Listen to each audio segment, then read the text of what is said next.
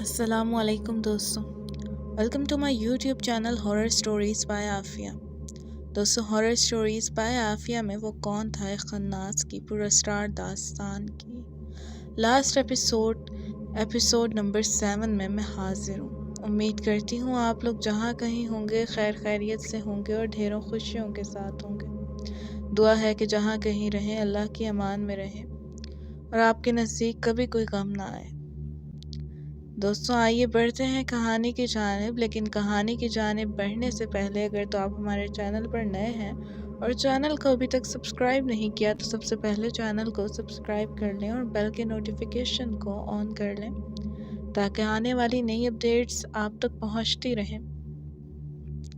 आइए बढ़ते हैं कहानी के बकिया हिस्से की जानिब और सुनते हैं आगे क्या हुआ। दोनों की नज़र एक साथ झूमते हुए दरख्तों पर पड़ी। एक सफ़ेद सा हेवला इन दरख्तों के दरमियान जैसे तैर रहा था।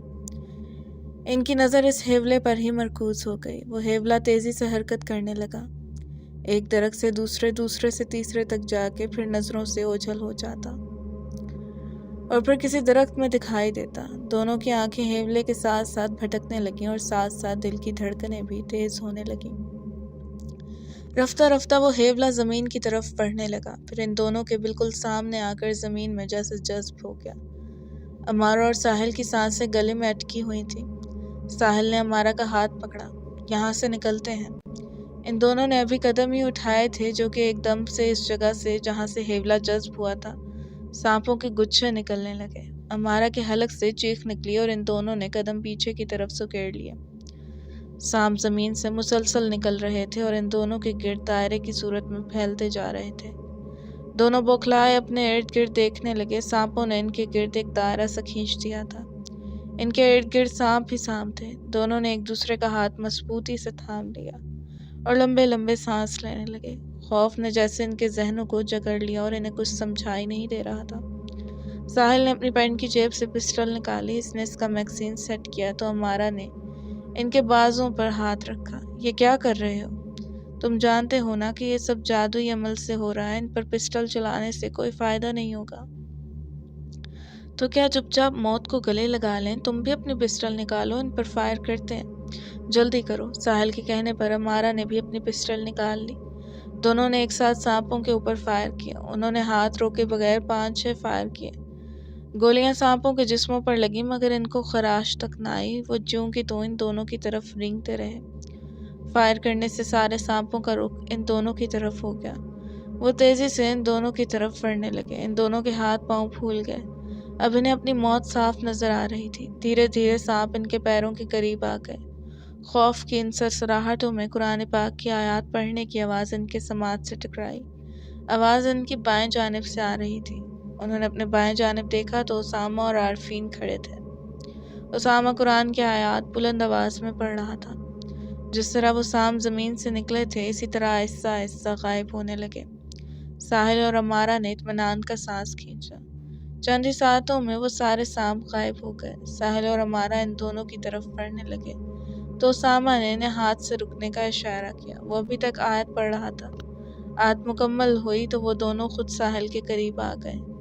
मैंने तुम सबसे कहा था ना कि ये आयत जो मैंने दी थी अपने पास रखो। अमारा ने अपने सर को झटका दिया। बिल्कुल जहन से निकल गया। खौफ ने तो जैसे हमारी अकल को ही माऊफ कर दिया। उसामा अमारा के करीब आया और उसके चेहरे की तरफ गहरी निगाह डाली। वो खौफ तो मैं तुम दोनों के चेहरों पर पढ़ रहा हूँ। खौफ को खुद पर इस तरह हावी करोगे तो इन बदरूहों का मुकाबला कैसे करोगे? वैसे ये सब कैसे हुआ? साहिल ने उसामा को सारी बात तफसील से बताई। उसामा ने साहिल की बात सुनकर अपने चारों तरफ नज़र दौड़ाई। इसका मतलब है कि ज़रगाम को हमारे इरादे की खबर हो गई है। इसने हमारे लिए जाल बुनना शुरू कर दिया है। लेकिन हम भी सर पर कफन बांध कर निकले हैं। सांप तो गायब हो गए मगर वो मावराई मखलूक तो हमारे आसपास मौजूद है जो ये सब कर रही है। साहिल ने कहा। तो हम क्या इस जंगल में भटकते रहेंगे? अमारा ने पूछा।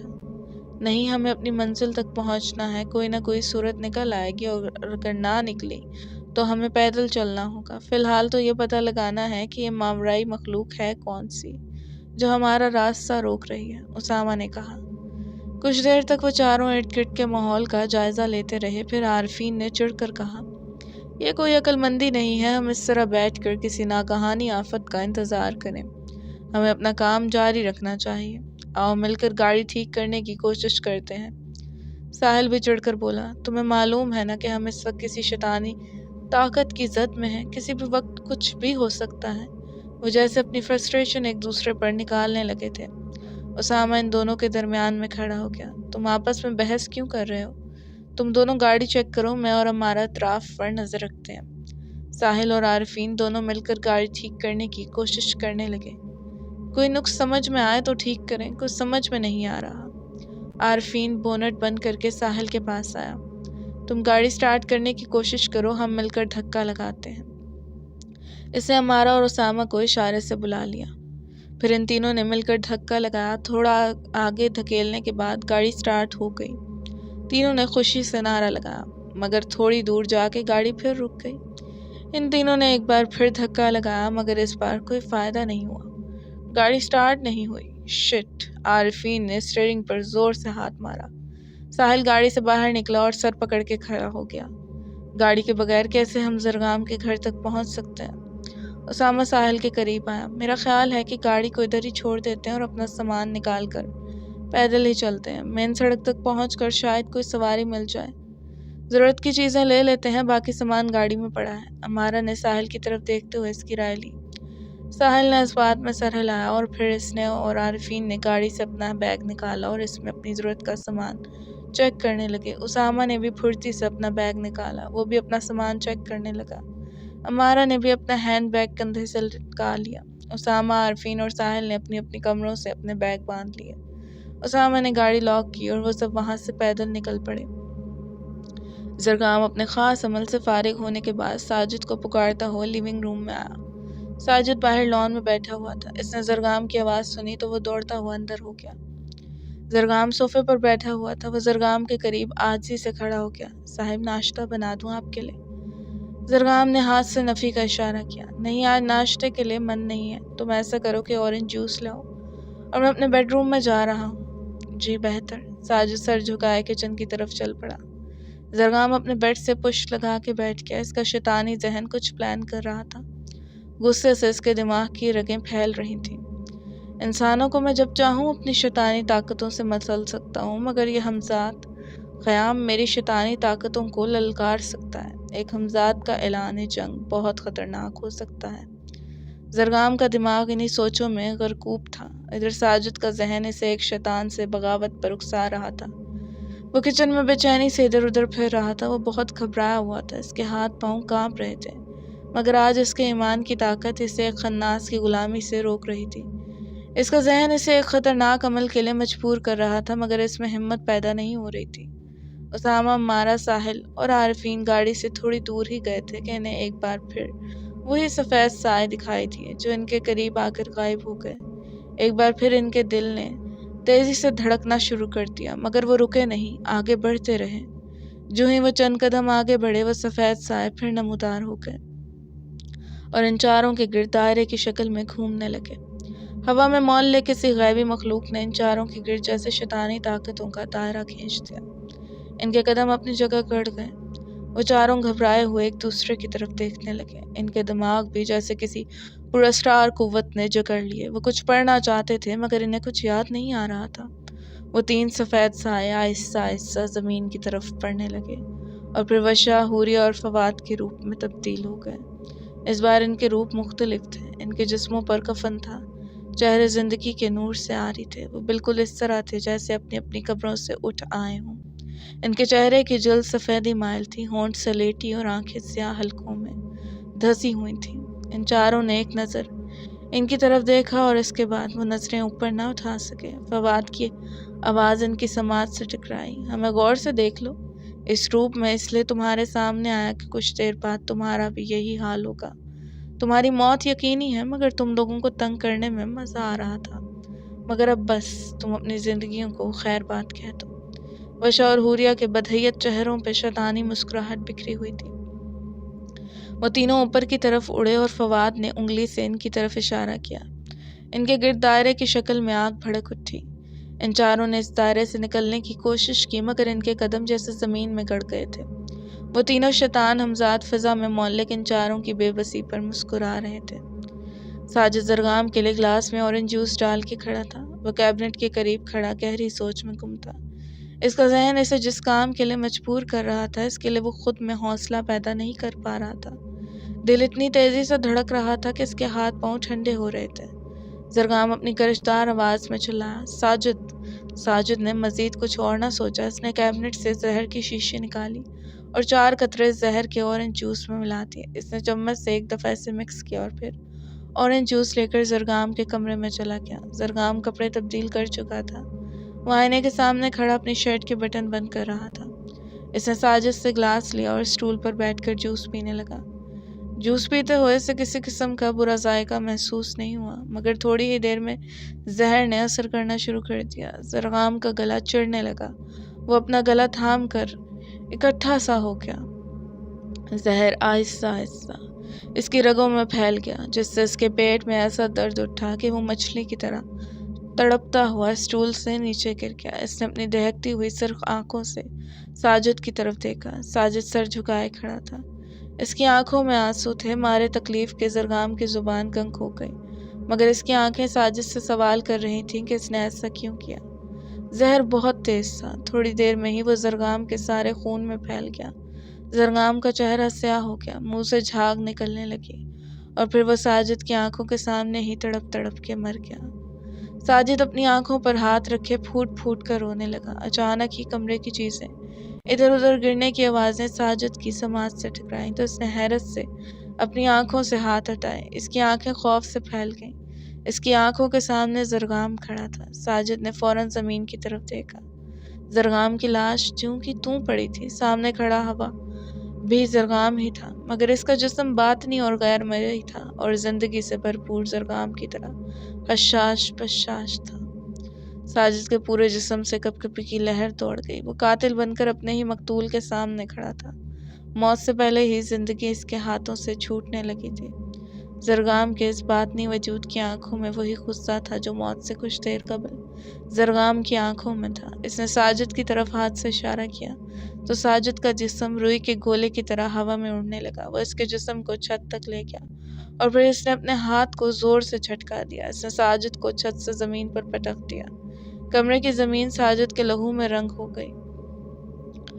وہ بوڑھا کمزور شخص ایک ہی جھٹکے میں لقمہ اجل ہو گیا۔ وہ ہوائی جسم جو انتہائی طیش میں تھا ڈریسنگ ٹیبل کے شیشے کی طرف بڑھا اور اس نے چکنا چور کر کے غائب ہو گیا۔ اسامہ، عمارہ، ساحل اور عارفین بری طرح آگ کی لپیٹ میں آ چکے تھے۔ اب ان کے جسموں کا آگ سے فاصلہ معمولی رہ گیا تھا۔ حوریہ اور وشا ان کو دینے والی اذیتوں پر ہنس رہے تھے۔ ایک ہی ساتھ میں نہ جانے ایسا کیا ہوا وہ تینوں غائب ہو گئے اور آگ بھی خود بخود بجھ گئی۔ ان چاروں نے تشکر آمیز نگاہوں سے آسمان کی طرف دیکھا۔ اس اچانک تبدیلی کا کچھ بھی مطلب ہو سکتا ہے، ہمیں اپنی گاڑی بھی چیک کرنی چاہیے، اسامہ نے کہا۔ مشکل ہے کہ گاڑی سٹارٹ ہو مگر تم تسلی کر لو، ساحل نے بے دلی سے کہا۔ اسامہ بڑے یقین کے ساتھ گاڑی کی طرف بھاگا۔ گاڑی کے قریب پہنچ کر اس نے گاڑی میں چابی لگائی۔ گاڑی پہلے سیلف سے ہی سٹارٹ ہو گئی۔ اس نے خوشی سے نعرہ لگایا، ہرے!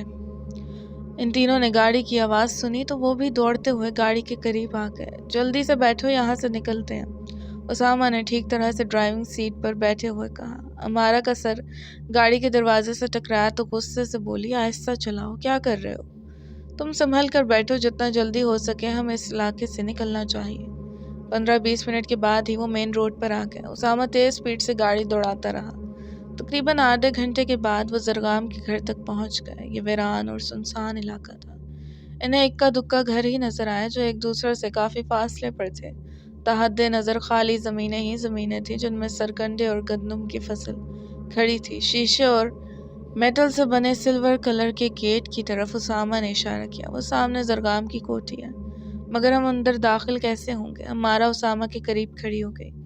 اندر جانے کے بارے میں سوچتے ہیں، پہلے تم تینوں اپنی تیاری مکمل کرو، اپنے بیگ پہن لو اور اپنی پسٹل لوڈ کر لو، پھر بتاتا ہوں۔ یہ کہہ کر اسامہ نے اپنی پسٹل بھی لوڈ کی اور ان تینوں کی بھی اپنی پسٹل لوڈ کر دی۔ साहिल अपना बैग सेट करते हुए उसामा की तरफ बढ़ा। ये जो कोठी के साथ छोटा सा फ्लैट है, ये जरगाम के मुलाजिम साजिद का फ्लैट है, उसामा ने बताया।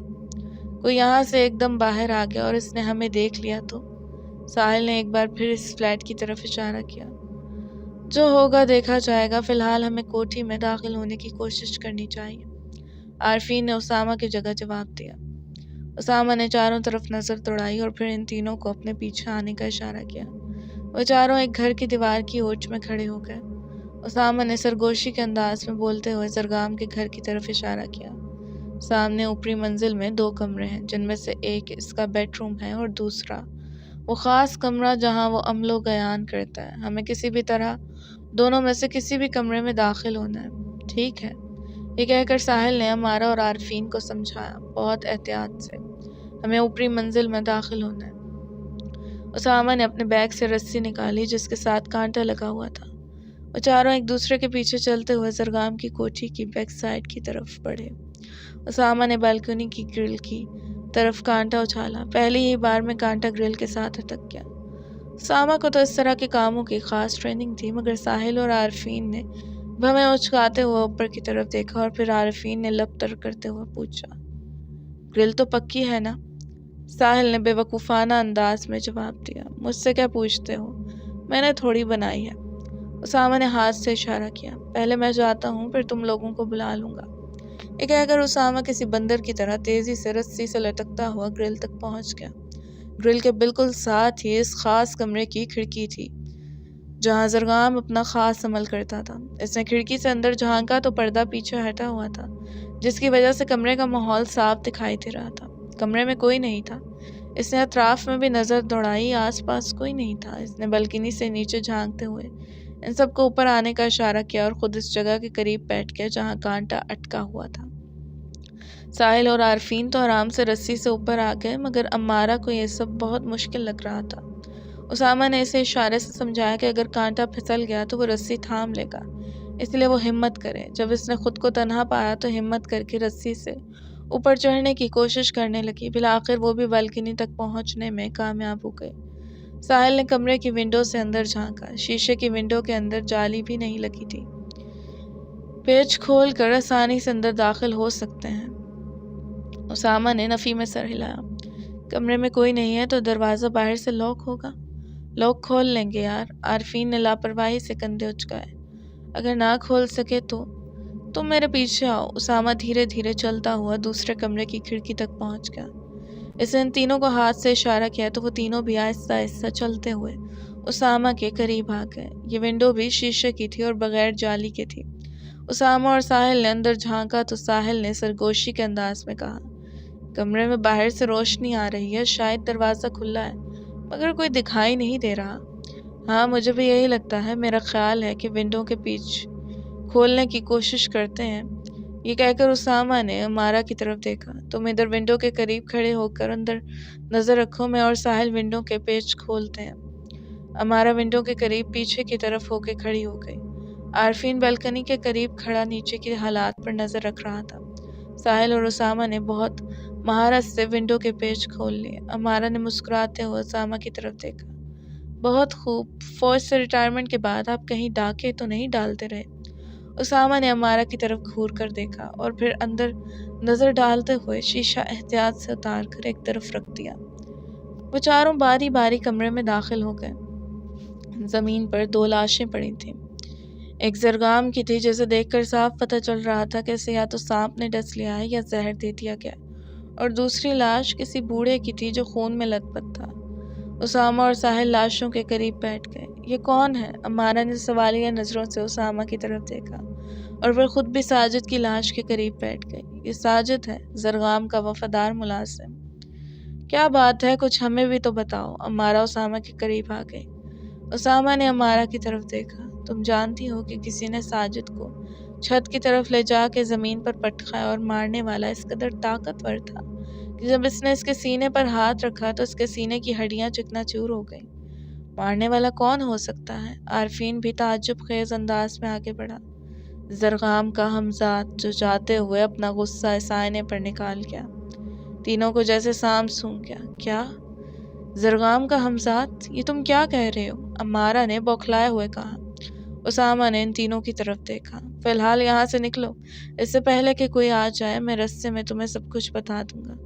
وہ تینوں جس طرح اوپر چڑھے تھے اسی طرح سے باری باری نیچے اتر گئے اور وہ چاروں اپنی گاڑی میں بیٹھ کر وہاں سے نکل گئے۔ آگے کیا پلان ہے؟ ساحل نے پوچھا۔ اب ہم مری کے لیے روانہ ہوں گے۔ اب یہ جو کچھ ہوا ہے، امید ہے کہ سفر میں یہ بدروہیں ہمیں تنگ نہیں کریں گی۔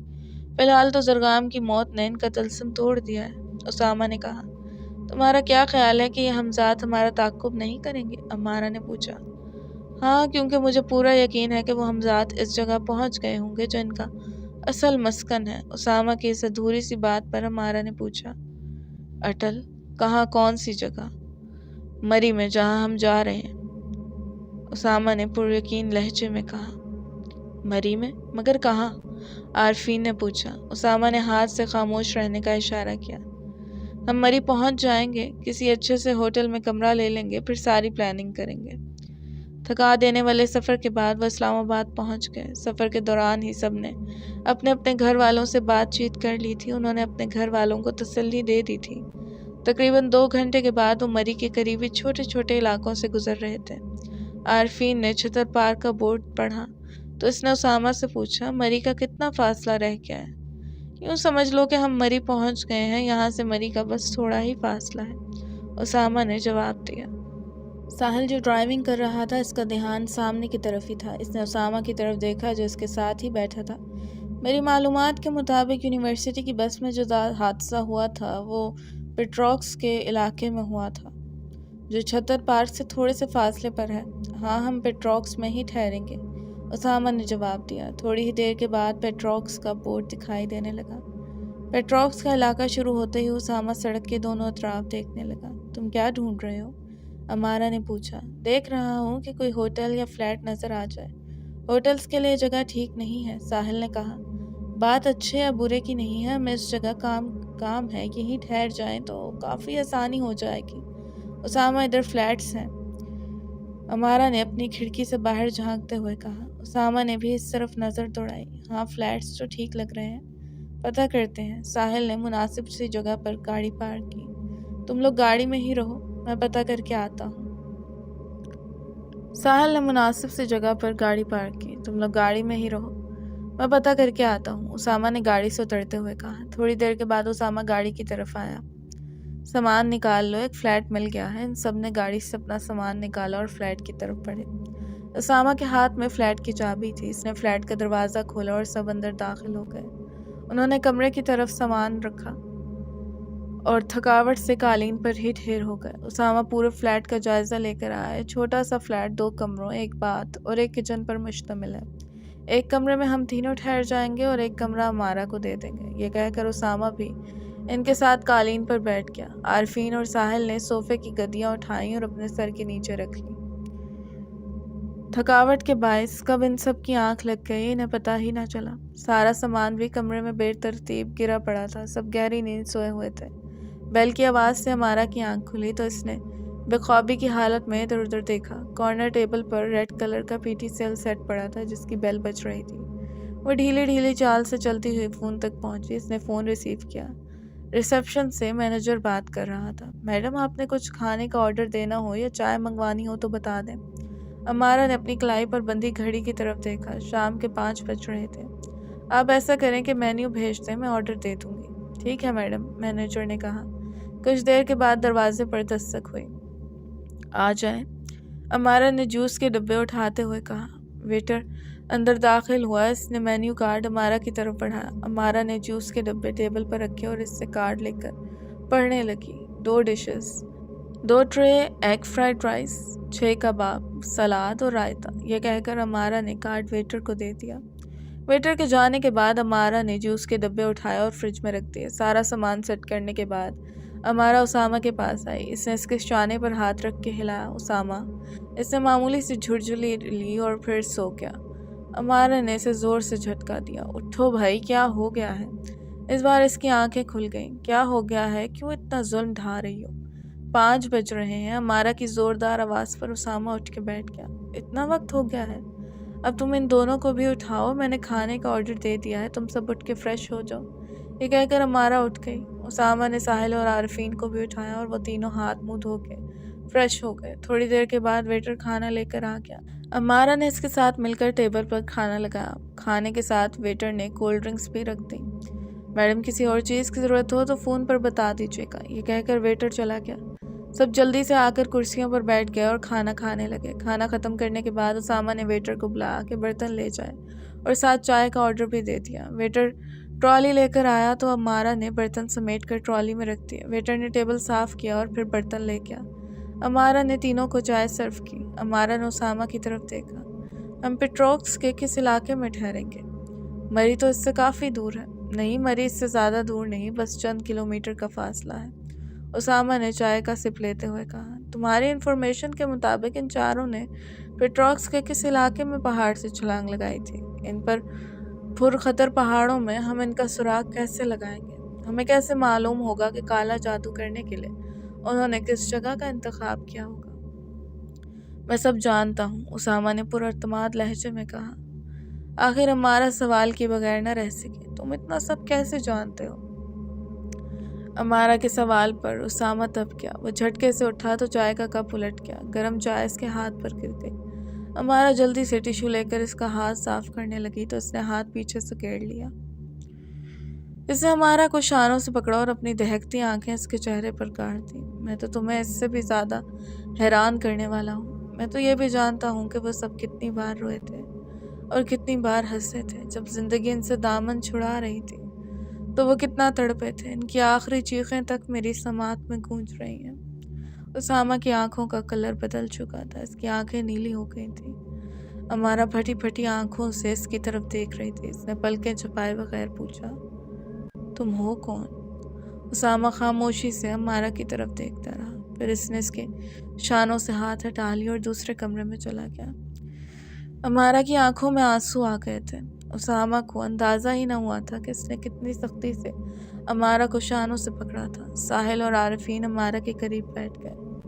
تم جانتی ہو کہ اسامہ نے مشن پر آنے سے پہلے یہ بات ہم سب سے کہی تھی کہ اس سے کوئی سوال نہ کیا جائے، ساحل نے امارہ سے کہا تو عارفین نے منہ بسوڑتے ہوئے ساحل کی طرف دیکھا۔ چھوڑو یار، تم اس کی حمایت مت کرو، لڑکیوں سے بات کرنے کا کوئی طریقہ ہوتا ہے، اسے امارہ سے اس انداز میں بات نہیں کرنی چاہیے تھی۔ پلیز تم لوگ آپس میں بحث مت کرو، یہ کہہ کر امارہ اپنی جگہ سے اٹھی اور باہر بالکنی میں جا کر کھڑی ہو گئی۔ اسامہ نے کھڑکی سے باہر جھانکا۔ امارہ بالکنی میں کھڑی تھی۔ وہ کمرے سے باہر بالکنی میں چلا گیا۔ امارہ گرل کے پاس کھڑی تھی جس کے ساتھ ساتھ خوبصورت سی بار لگی تھی۔ اسامہ اس کے قریب کھڑا ہو گیا۔ اسامہ کو قریب دیکھ کر امارہ وہاں سے جانے لگی تو اسامہ اس کے سامنے کھڑا ہو گیا۔ سوری، آگے سے ہٹ جاؤ، مجھے تم سے کوئی بات نہیں کرنی، امارہ غصے سے بولی۔ مگر مجھے تو بات کرنی ہے، مجھے تمہاری بات نہیں سننی، امارہ جھٹکے سے پاؤں رکھتے ہوئے وہاں سے چلی گئی۔ اسامہ بالکنی میں کھڑا رہا۔ فلیٹ کے باہر چھوٹا سا لان تھا۔ اس نے دیکھا کہ امارہ لان میں ٹہل رہی ہے۔ اسامہ بھی اس کے پیچھے پیچھے لان کی طرف چل پڑا۔ امارہ نے اسے آتے ہوئے دیکھا تو منہ بنا کر بینچ پر بیٹھ گئی۔ اسامہ بھی امارہ کی طرح سنجیدہ ہو گیا۔ تم نے مجھے معاف نہیں کرنا تو نہ کرو، مگر میں نے کبھی بھی عورت کو مرد سے کمتر نہیں سمجھا۔ انسان اپنی خصوصیات کی وجہ سے پہچانا چاہتا ہے، چاہے مرد ہو یا عورت۔ اسی دوران میں ساحل بھی ان کے پاس آ گیا۔ امارہ اپنی جگہ سے اٹھ کر جانے لگی تو اسامہ نے اسے ایک بار پھر پکارا، پلیز امارہ، میں سوری کہہ رہا ہوں نا۔ اس بار ساحل نے امارہ کا راستہ روک دیا۔ امارہ، ہم یہاں لڑنے کے لیے نہیں آئے، ایک خاص مشن پورا کرنے آئے ہیں، ایسا مشن جس میں ہم نے زندگی کا جوا کھیلنا ہے۔ ہم میں سے کون لقمہ اجل ہو جائے گا یہ ہم نہیں جانتے۔ امارہ نے اسامہ کی طرف دیکھا جو بینچ پر بیٹھا ہوا تھا۔ ٹھیک ہے، ایک شرط پر معاف کروں گی کہ تم اس طرح کسی سے سوال پوچھنے پر بھڑکو گے نہیں۔ تھوڑی دیر کے بعد امارہ وہاں سے چلی گئی۔ ساحل اسامہ کے قریب آیا، کیا پروگرام ہے؟ ہمارا خیال ہے کہ ہمیں نکلنا چاہیے، پہلے ہی ہمارا بہت سا وقت برباد ہو گیا، اسامہ نے کہا، اور پھر وہ دونوں اندر فلیٹ میں چلے گئے۔ وہ دونوں کمرے میں داخل ہوئے تو عارفین اور امارہ اپنے اپنے بیگ میں کچھ چیزیں رکھ رہے تھے۔ اسامہ نے ان دونوں کی طرف دیکھا، اچھی بات ہے، تیاری کر لو، ہم بس 10-15 منٹ کے بعد نکلتے ہیں۔ سب نے اسامہ کی ہدایات پر عمل کرتے ہوئے پیکنگ کی۔ تقریباً 15 منٹ کے بعد وہ سب وہاں سے نکل گئے۔ چند کلومیٹر کے بعد ہی دیو ہیکل پہاڑ دکھائی دینے لگے۔ جس کے ساتھ ہی گہری خطرناک کھائیوں کا سلسلہ شروع ہو گیا۔ تھوڑا سا آگے جانے کے بعد اسامہ نے ساحل سے گاڑی روکنے کو کہا۔ ساحل نے سڑک سے اترتے ہوئے ایک گھنے درخت کے قریب کچی جگہ پر گاڑی پارک کی۔ وہ سب گاڑی سے باہر نکل آئے۔ اسامہ درخت کے قریب کھڑا ہو گیا۔ یہی وہ جگہ ہے جہاں ان 4 لڑکے لڑکیوں نے کالج کی بس سے چھلانگ لگائی تھی۔ یہ تو بہت گہری اور خطرناک کھائیاں ہیں۔ ان سب نے کس طرح چھلانگ لگا دی؟ اس طرح چھلانگ لگانے کے بعد کسی کے زندہ رہنے کا سوال ہی پیدا نہیں ہوتا۔ وہ چاروں زندہ رہے اور انہوں نے ایک کھنڈر نما ریسٹ ہاؤس میں پناہ لیا اور ناپاک سفلی عمل بھی کیے، مگر کیسے؟ یہاں نیچے تو کوئی راستہ دکھائی نہیں دے رہا۔ ساحل نے حیرت میں ڈوبے ہوئے لہجے میں پوچھا۔ اسامہ نے انگلی سے نیچے کھائی کی طرف اشارہ کیا۔ تم وہ پہاڑ نہیں دیکھ رہے؟ اور ساتھ ہی لمبے لمبے چیڑ کے درخت۔ بے شک انہوں نے چھلانگ مار کے زندگی اور موت کا جوا کھیلا تھا، مگر تقدیر نے ان کا ساتھ دیا اور وہ لقمہ اجل نہیں ہوئے۔ وہ کسی پہاڑ پر اٹک گئے ہوں گے یا کسی درخت سے لٹک گئے ہوں گے، لیکن یہ بات طے ہے کہ وہ چاروں پہاڑوں کی غاروں کے ذریعے اس ریسٹ ہاؤس تک پہنچے۔ عارفین نے خوف سے کندھے اچکائے۔ ہمیں بھی کیا ان غاروں کے ذریعے ریسٹ ہاؤس تک پہنچنا ہوگا؟ ہاں، ہم ان غاروں کے ذریعے ہی اس پراسرار ریسٹ ہاؤس تک پہنچیں گے، لیکن ہم ان چاروں کی طرح یہاں سے چھلانگ نہیں ماریں گے۔ تھوڑا سا آگے جا کے نیچے جانے کا پیدل راستہ ہے۔ چلو پھر گاڑی میں بیٹھتے ہیں، آگے جا کے رکتے ہیں، ساحل نے کہا، اور پھر وہ چاروں گاڑی میں بیٹھ گئے۔ تھوڑا آگے جا کے ساحل نے گاڑی روکی اور چاروں اپنا اپنا بیگ پہن کے نیچے اتر گئے۔ اسامہ پہاڑ کے ٹوٹے ہوئے نوکیلے حصوں کی طرف بڑھا تو اس نے بلند آواز میں کہا، ہاں یہاں ایک سڑک ہے۔ امارہ اور عارفین اسامہ کے ساتھ ساحل کی طرف بڑھے۔ اسامہ نے اس بات میں سر ہلایا۔ ہاں یہی وہ غار ہے۔ اسامہ سب سے پہلے غار میں داخل ہوا، پھر تینوں اس کے پیچھے پیچھے غار میں داخل ہو گئے۔ غار کھلی اور کشادہ تھی، جس کی وجہ سے وہ سارے بآسانی آگے بڑھتے جا رہے تھے۔ وہ جوں آگے بڑھتے جا رہے تھے، غار میں تاریکی بڑھتی جا رہی تھی۔ وہ ٹارچوں کی روشنی میں آگے بڑھ رہے تھے۔ غار کی تاریکی کے ساتھ ان کا خوف بھی بڑھتا جا رہا تھا۔ ہر قدم پر وہم ہوتا جا رہا تھا کہ کوئی خطرناک جانور ان کے سامنے آ جائے گا۔ تقریباً آدھا گھنٹہ وہ اس سرنگ نما غار میں چلتے رہے۔ چھوٹے چھوٹے زہریلے جانور راستے میں دکھائی دیتے رہے، مگر کسی خطرناک جانور کا سامنا نہیں ہوا۔ غار میں تھوڑی تھوڑی سی روشنی دکھائی دی۔ لگتا ہے کہ یہ غار باہر کھل رہی ہے۔ دیکھو، آہستہ آہستہ روشنی پھیل رہی ہے۔ وہ سرنگ نما غار ایک بڑے سے کھلے حصے میں جا کے ختم ہو گئی۔ ساحل سب سے آگے تھا، اس کا دھیان اسامہ کی طرف تھا۔ اسامہ، مغرب کا وقت ہو گیا ہے، وہ ریسٹ ہاؤس اور کتنی دور ہے؟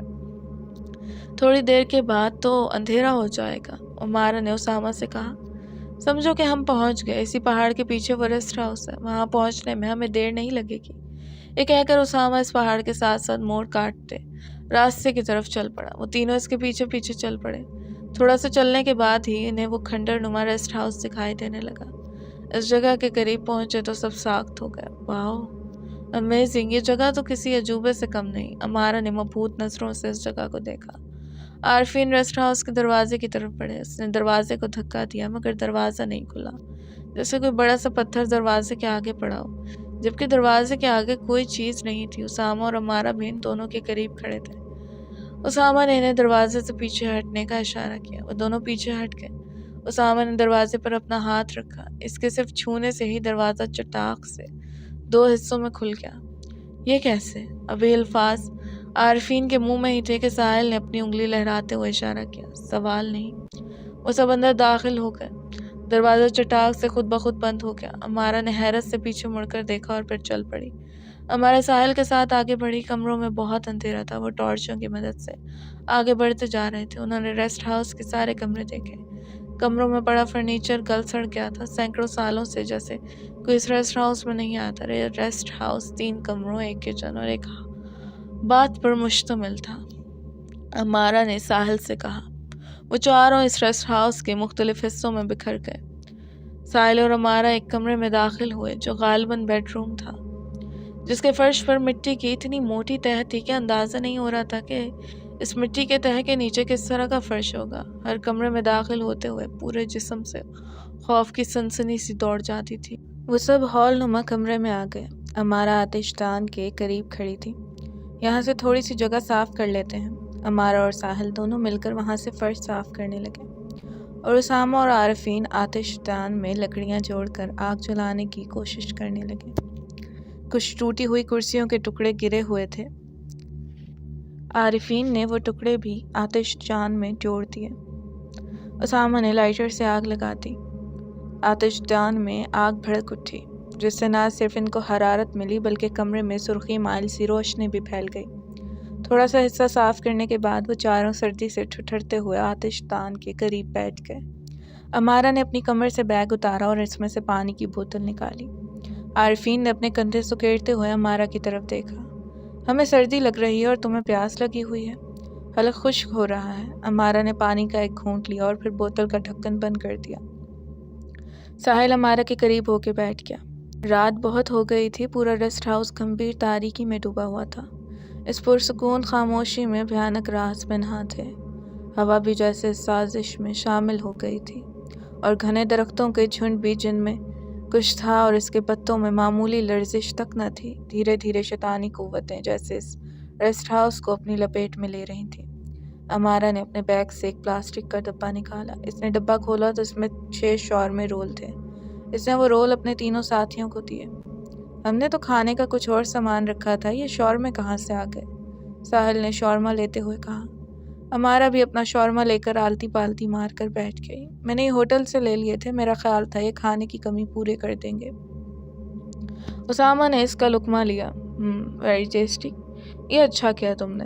چاروں مزے لے لے کے شورما کھانے لگے۔ دائرے میں بیٹھنے کے بعد انہیں عجیب سا اطمینان تھا۔ اسامہ نے مسکراتے ہوئے امارا کی طرف دیکھا۔ ویسے تمہارے ساتھ ہونے سے یہ فائدہ تو ہے کہ ڈھنگ سے کچھ کھانے کو مل جاتا ہے۔ ایک بات تو بتاؤ۔ کیا؟ امارا نے لاپرواہی سے کہا۔ اسامہ اس کے تھوڑا قریب ہو کے بیٹھ گیا۔ تم اب تو مجھ سے ناراض نہیں؟ امارا کے لبوں پر مسکراہٹ بکھر گئی۔ اس نے شورما کھاتے ہوئے ترچھی نظروں سے اسامہ کو دیکھا۔ میں یہ نہیں کہوں گی کہ تم سے ناراض نہیں ہوں، کیونکہ تم نے اپنی حرکتوں سے باز نہیں آنا اور پھر دوبارہ ایسی ویسی بات کہنی ہے۔ اسامہ نے اپنا شورما تھامے ہوئے ہاتھ کی طرف دیکھا۔ میرا دوسرا ہاتھ نہیں ہے، ورنہ میں کان ضرور پکڑتا۔ امارا کی ہنسی چھوٹ گئی۔ اس نے اپنائیت سے اسامہ کی طرف دیکھا۔ تھوڑے پیچیدہ ہو مگر انسان اچھے ہو۔ اسامہ اپنی آنکھیں بند کر کے کھولی۔ شکریہ۔ کھانے سے فارغ ہو کے وہ چاروں کچھ نہ کچھ پڑھنے لگے، کوئی سورہ یاسین تو کوئی چاروں کل۔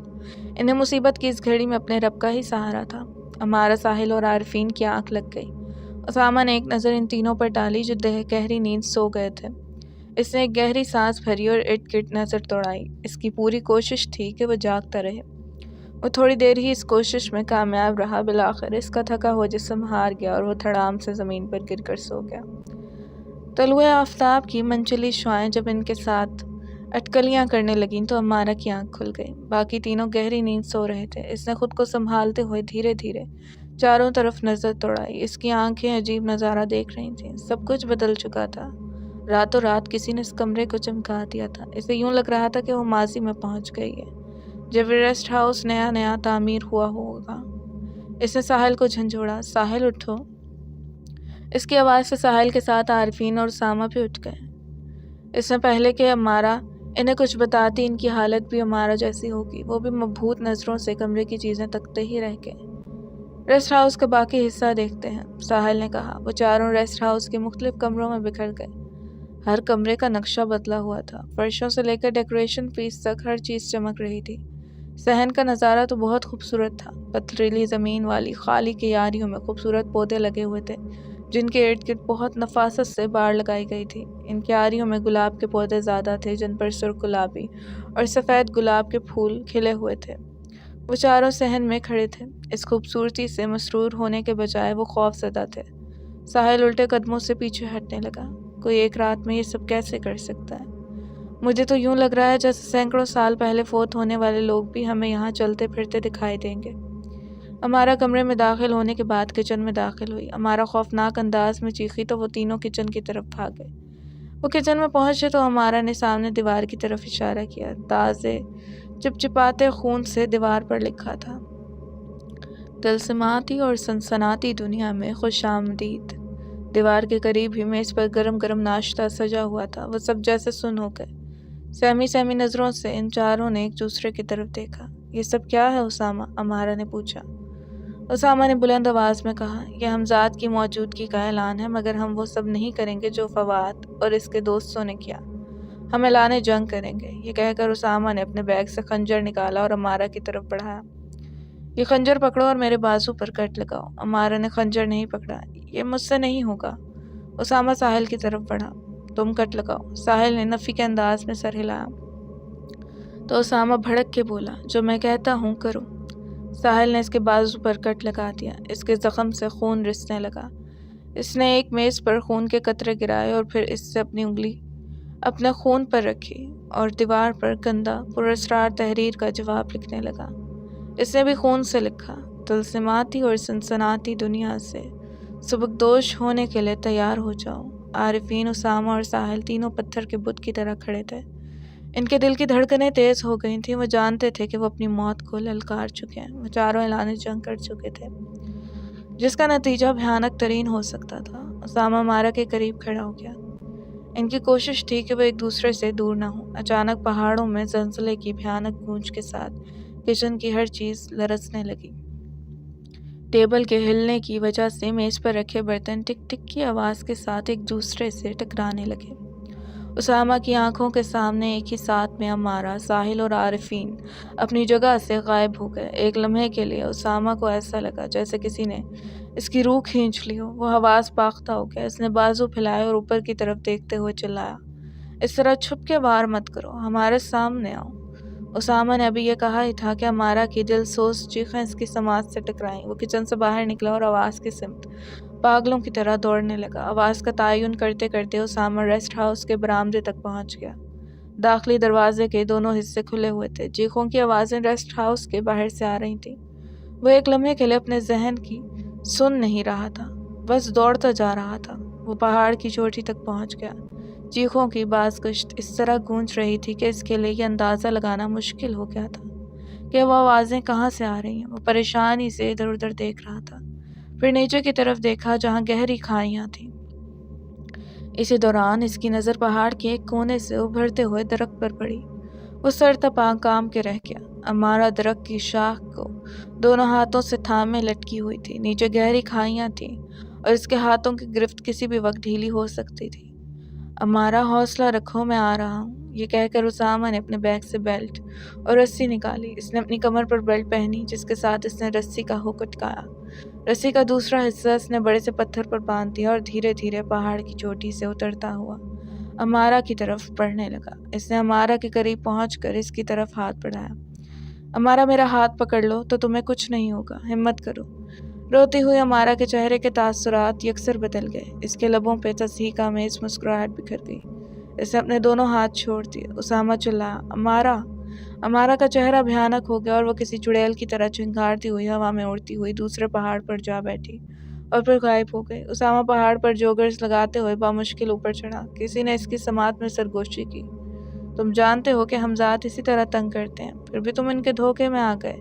اسامہ نے جبیں پیمائی کرتے ہوئے خود کلامی کی، پتہ نہیں مجھے کیا ہو گیا تھا۔ پھر وہ وقت ضائع کیے بغیر ریسٹ ہاؤس میں واپس چلا گیا۔ وہ اونچی اونچی آواز میں اپنے دوستوں کو پکارنے لگا، امارا، ساحل، عارفین۔ بدلے میں اسے کوئی جواب نہ ملا۔ وہ دھیرے دھیرے قدم رکھتا ہوا صحن میں چلتا رہا اور ساتھ ساتھ دعا پڑھتا رہا۔ اس کا پاؤں لکڑی کی کسی چیز سے ٹکرایا۔ اس نے نیچے دیکھا تو لکڑی کا ایک تختہ سا تھا۔ اسامہ اس تختے کے قریب بیٹھ گیا۔ تختے کا آدھا حصہ ابھرا ہوا تھا۔ اس نے ابھرے ہوئے حصے کو دائیں طرف دھکیلا تو بآسانی فرش کے نیچے کسی فریم میں داخل ہو گیا۔ ایک لکڑی کی سیڑھی اندر جاتی ہوئی دکھائی دے رہی تھی۔ اسامہ نے اندر جھانک کر دیکھا، غالباً یہ تہہ خانہ تھا۔ وہ زیادہ سوچے بغیر اس لکڑی کی سیڑھی سے تہہ خانے میں اتر گیا۔ گھٹی گھٹی سی آوازیں اسامہ کے سماعت سے ٹکرائیں تو وہ بوکھلا گیا اور ٹارچ کی روشنی میں نوازوں کی سمت میں بڑھنے لگا۔ اس کا دل دہل رہا تھا۔ اس کے قدم اسے نوازوں تک لے گئے۔ گھٹی گھٹی بے بس آوازیں صاف سنائی دے رہی تھیں مگر اسے کوئی نظر نہیں آ رہا تھا۔ کسی نے اس کے پاؤں پر زور سے اپنا پاؤں مارا تو اس نے میز کے نیچے دیکھا تو امارا میز کے ساتھ بندھی گھٹے گھٹے سانس لے رہی تھی۔ عارفین اور ساحل بھی میز کے ساتھ بندھے ہوئے تھے۔ ان کی حالت بھی امارا جیسی تھی۔ اس نے امارا کے چہرے کو اپنے ہاتھوں میں لے لیا۔ خود کو سنبھالو امارا، میں آ گیا ہوں۔ اس نے پہلے امارا کو کھولا اور پھر دونوں کی۔ ان کی یہ حالت دم کشی کی وجہ سے تھی۔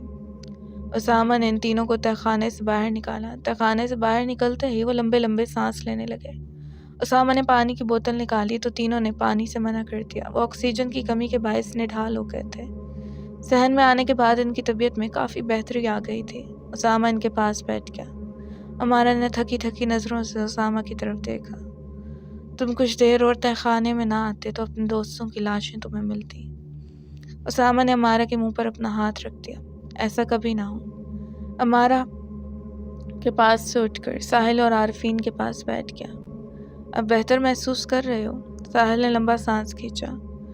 ہاں اب کافی بہتر ہوں۔ اسامہ نے عارفین کے بال سہلائے۔ اور تم؟ عارفین نے اس بات میں سر ہلایا۔ ٹھیک ہوں۔ امارہ کافی نڈھال لگ رہی تھی۔ مجھے تھوڑی دیر کے لیے ریسٹ ہاؤس سے باہر لے جاؤ، امارہ نے اسامہ سے کہا تو اسامہ اس کے قریب بیٹھ گیا۔ ابھی تم ٹھیک طرح سے چل نہیں سکتی، تھوڑی دیر کے بعد چلتے ہیں۔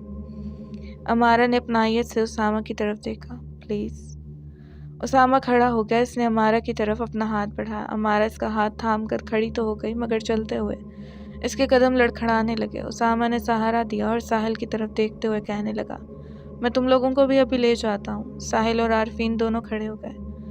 آپ امارہ کو لے جائیں، ہم دونوں چل سکتے ہیں، ہم خود آ جائیں گے۔ یہ کہہ کر وہ دونوں بھی اسامہ کے ساتھ چلنے لگے۔ کچھ دور جا کر اسامہ اور امارہ گھاس پر بیٹھ گئے۔ انہوں نے اپنے ارد گرد دیکھا تو اس خوشگوار قدرتی ماحول سے ایک عجیب سی تسکین کا احساس ہوا۔ ان کے آس پاس اخروٹ اور چیڑ کے گھنے درخت تھے۔ زمین پر کچھ خود رو جھاڑیاں تھیں جن پر جامنی رنگ کے خوبصورت پھول اس قدر زیادہ تھے کہ اس نے پوری زمین کو ہی جامنی رنگ میں رنگ دیا تھا۔ اسی دوران عارفین کی آواز امارہ کی سماعت سے ٹکرائی۔ واو، کتنی خوبصورت تتلیاں ہیں!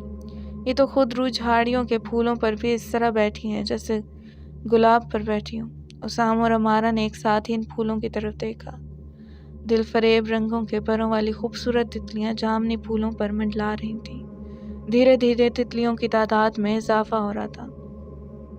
اسامہ برقی سرعت سے اٹھا۔ اس نے بیگ سے ایک چاک اور چھوٹی سی کتاب نکالی۔ جلدی سے دائرہ کھینچا، اس نے امارہ کو چوک دیتے ہوئے کہا اور خود کتاب سے اونچی آواز میں خاص آیات پڑھنے لگا۔ وہ آیتیں پڑھتا رہا اور امارہ دائرہ کھینچتی رہی۔ دائرہ مکمل ہو گیا تو اسامہ نے پڑھنا چھوڑ دیا۔ وہ سب دائرے میں ایک دوسرے کے قریب ہو کے بیٹھ گئے۔ اسامہ نے ایک نظر سب کو دیکھا۔ ہم اس دائرے میں محفوظ ہیں۔ جو بھی دائرے سے نکلا وہ حمزات کا شکار بن جائے گا۔ لیکن مجھے تو آس پاس ایسا کچھ نظر نہیں آ رہا۔ عارفین نے حیرت سے ارد گرد دیکھا تو اسامہ نے اپنے لبوں پر انگش رکھ کے اسے خاموش رہنے کا اشارہ کیا اور اسی انگلی سے تتلیوں کی طرف اشارہ کیا۔ اسامہ سمیت ان تینوں کی نظریں ان تتلیوں کی طرف مرکوز ہو گئیں۔ تتلیوں کی تعداد اتنی زیادہ ہو گئی کہ جامنی پھول بالکل چھپ گئے۔ ان تتلیوں میں سے ایک تتلی نکل کر ہوا میں ادھر ادھر اڑنے لگی، پھر وہ چیڑ کے درخت کے پاس جا کے جیسے ہوا میں معلق ہو گئی۔ اس کے پروں کی حرکت رک گئی اور پھر دیکھتے ہی دیکھتے وہ تتلی وشا کے سراپا وجود میں تبدیل ہو گئی۔ وشا کا لباس اسی طرح کا تھا جس طرح کے رنگ اس تتلی کے پروں میں تھے۔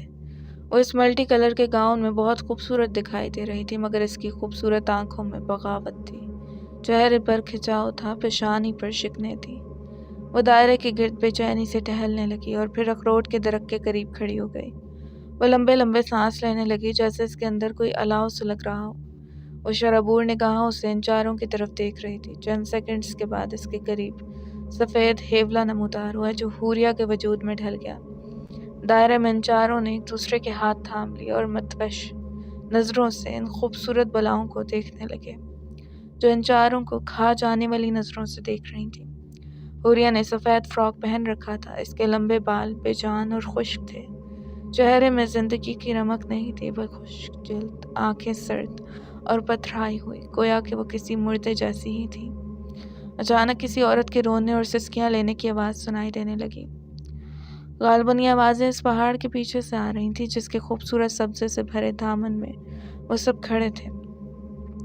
آواز قریب تر ہوتی جا رہی تھی، دلسوز آواز کسی ادھیڑ عمر عورت کی لگ رہی تھی جو اس قدر بے حال تھی کہ جیسے اس میں رونے کی سخت بھی نہ رہی ہو۔ اسامہ اور اس کے ساتھی ایک دوسرے کی طرف تذبذب سی کیفیت میں دیکھ رہے تھے۔ یہ درد میں ڈوبی آواز ان کے دل دہلا رہی تھی۔ تھوڑی دیر کے بعد پہاڑ کے پیچھے سے ایک نوجوان نکلا جس نے پینٹ شرٹ کے ساتھ لانگ کوٹ پہنا ہوا تھا۔ لانگ کوٹ کے ساتھ جڑی ہوئی ٹوپی اس نے سر پر ڈال رکھی تھی جس نے اس کا چہرہ اس طرح ڈھانپا ہوا تھا کہ اس کی آدھی ناک اور ہونٹ نظر آ رہے تھے۔ اس نے وہی لباس زیب تن کیا ہوا تھا جو زرغام نے مرتے وقت پہنا ہوا تھا۔ پھر جو نظارہ ان کی آنکھوں نے دیکھا، ان چاروں کے پیروں تلے سے زمین نکل گئی۔ وہ جوان امارہ کی والدہ رابعہ کو بازوؤں میں پکڑے پتھروں پر گھسیٹتا ہوا ان کی طرف بڑھ رہا تھا۔ رابعہ نیم بے ہوشی کی حالت میں سسکیاں لے رہی تھی۔ اس کے جسم سے جگہ جگہ خون رس رہا تھا۔ امارہ چیختی چلاتی دائرے سے بھاگنے لگی تو اسامہ نے اسے اپنے مضبوط بازو میں جکڑ لیا۔ پاگل ہو گئی ہو، یہ سب نظر کا دھوکہ ہے۔ وہ شخص زرغام ہے اور وہ سب مل کر ڈرامہ رچا رہے ہیں ہمیں دائرے سے باہر نکالنے کے لیے۔ امارہ اسامہ کے بازو پر مکے مارنے لگی۔ تم مجھے چھوڑ دو، میں کچھ نہیں جانتی، مجھے اپنی ماں کے پاس جانا ہے۔ میری ماں موت کے دہانے کھڑی ہے اور تم مجھے روک رہے ہو۔ ہوش سے کام لو۔ اسامہ نے امارہ پر اپنی گرفت اور مضبوط کر لی۔ ساحل اور عارفین بھی یہ منظر دیکھ کر تڑپ اٹھے تھے۔ ساحل نے تیش بھری نظروں سے اسامہ کی طرف دیکھا۔ پاگل امارہ نہیں بلکہ تم ہو گئے ہو۔ وہ لوگ آنٹی کو جان سے مار دیں گے اور یہ ہولناک منظر ہم یہاں کھڑے کھڑے نہیں دیکھ سکتے۔ اگر تم لوگوں کو میری بات پر یقین نہیں ہے تو میں دائرے سے باہر نکلوں گا۔ تم تینوں ادھر ہی رہو دائرے میں، اسامہ نے ساحل کو سمجھایا۔ امارہ اسامہ کی گرفت میں اونچی اونچی آواز میں رو رہی تھی مگر وہ خود کو اس کی گرفت سے چھڑا نہ پا رہی تھی۔ وہ پراسرار نوجوان رابعہ کو گھسیٹتا حوریہ اور وشا کے قریب لایا۔ رابعہ درد سے کراہ رہی تھی اور وہ دونوں اس کے درد سے لطف اندوز ہو رہی تھیں۔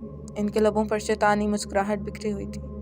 مضبوط اعصاب کی مالک ہے جو ابھی تک زندہ ہے، ورنہ جس بے دردی سے تم اسے گھسیٹتے ہوئے لا رہے ہو اسے تو ابھی تک مر جانا چاہیے تھا۔ حوریہ نے اپنی سرد آنکھوں سے رابعہ کی طرف دیکھتے ہوئے کہا اور پھر اس کے قریب بیٹھ گئی۔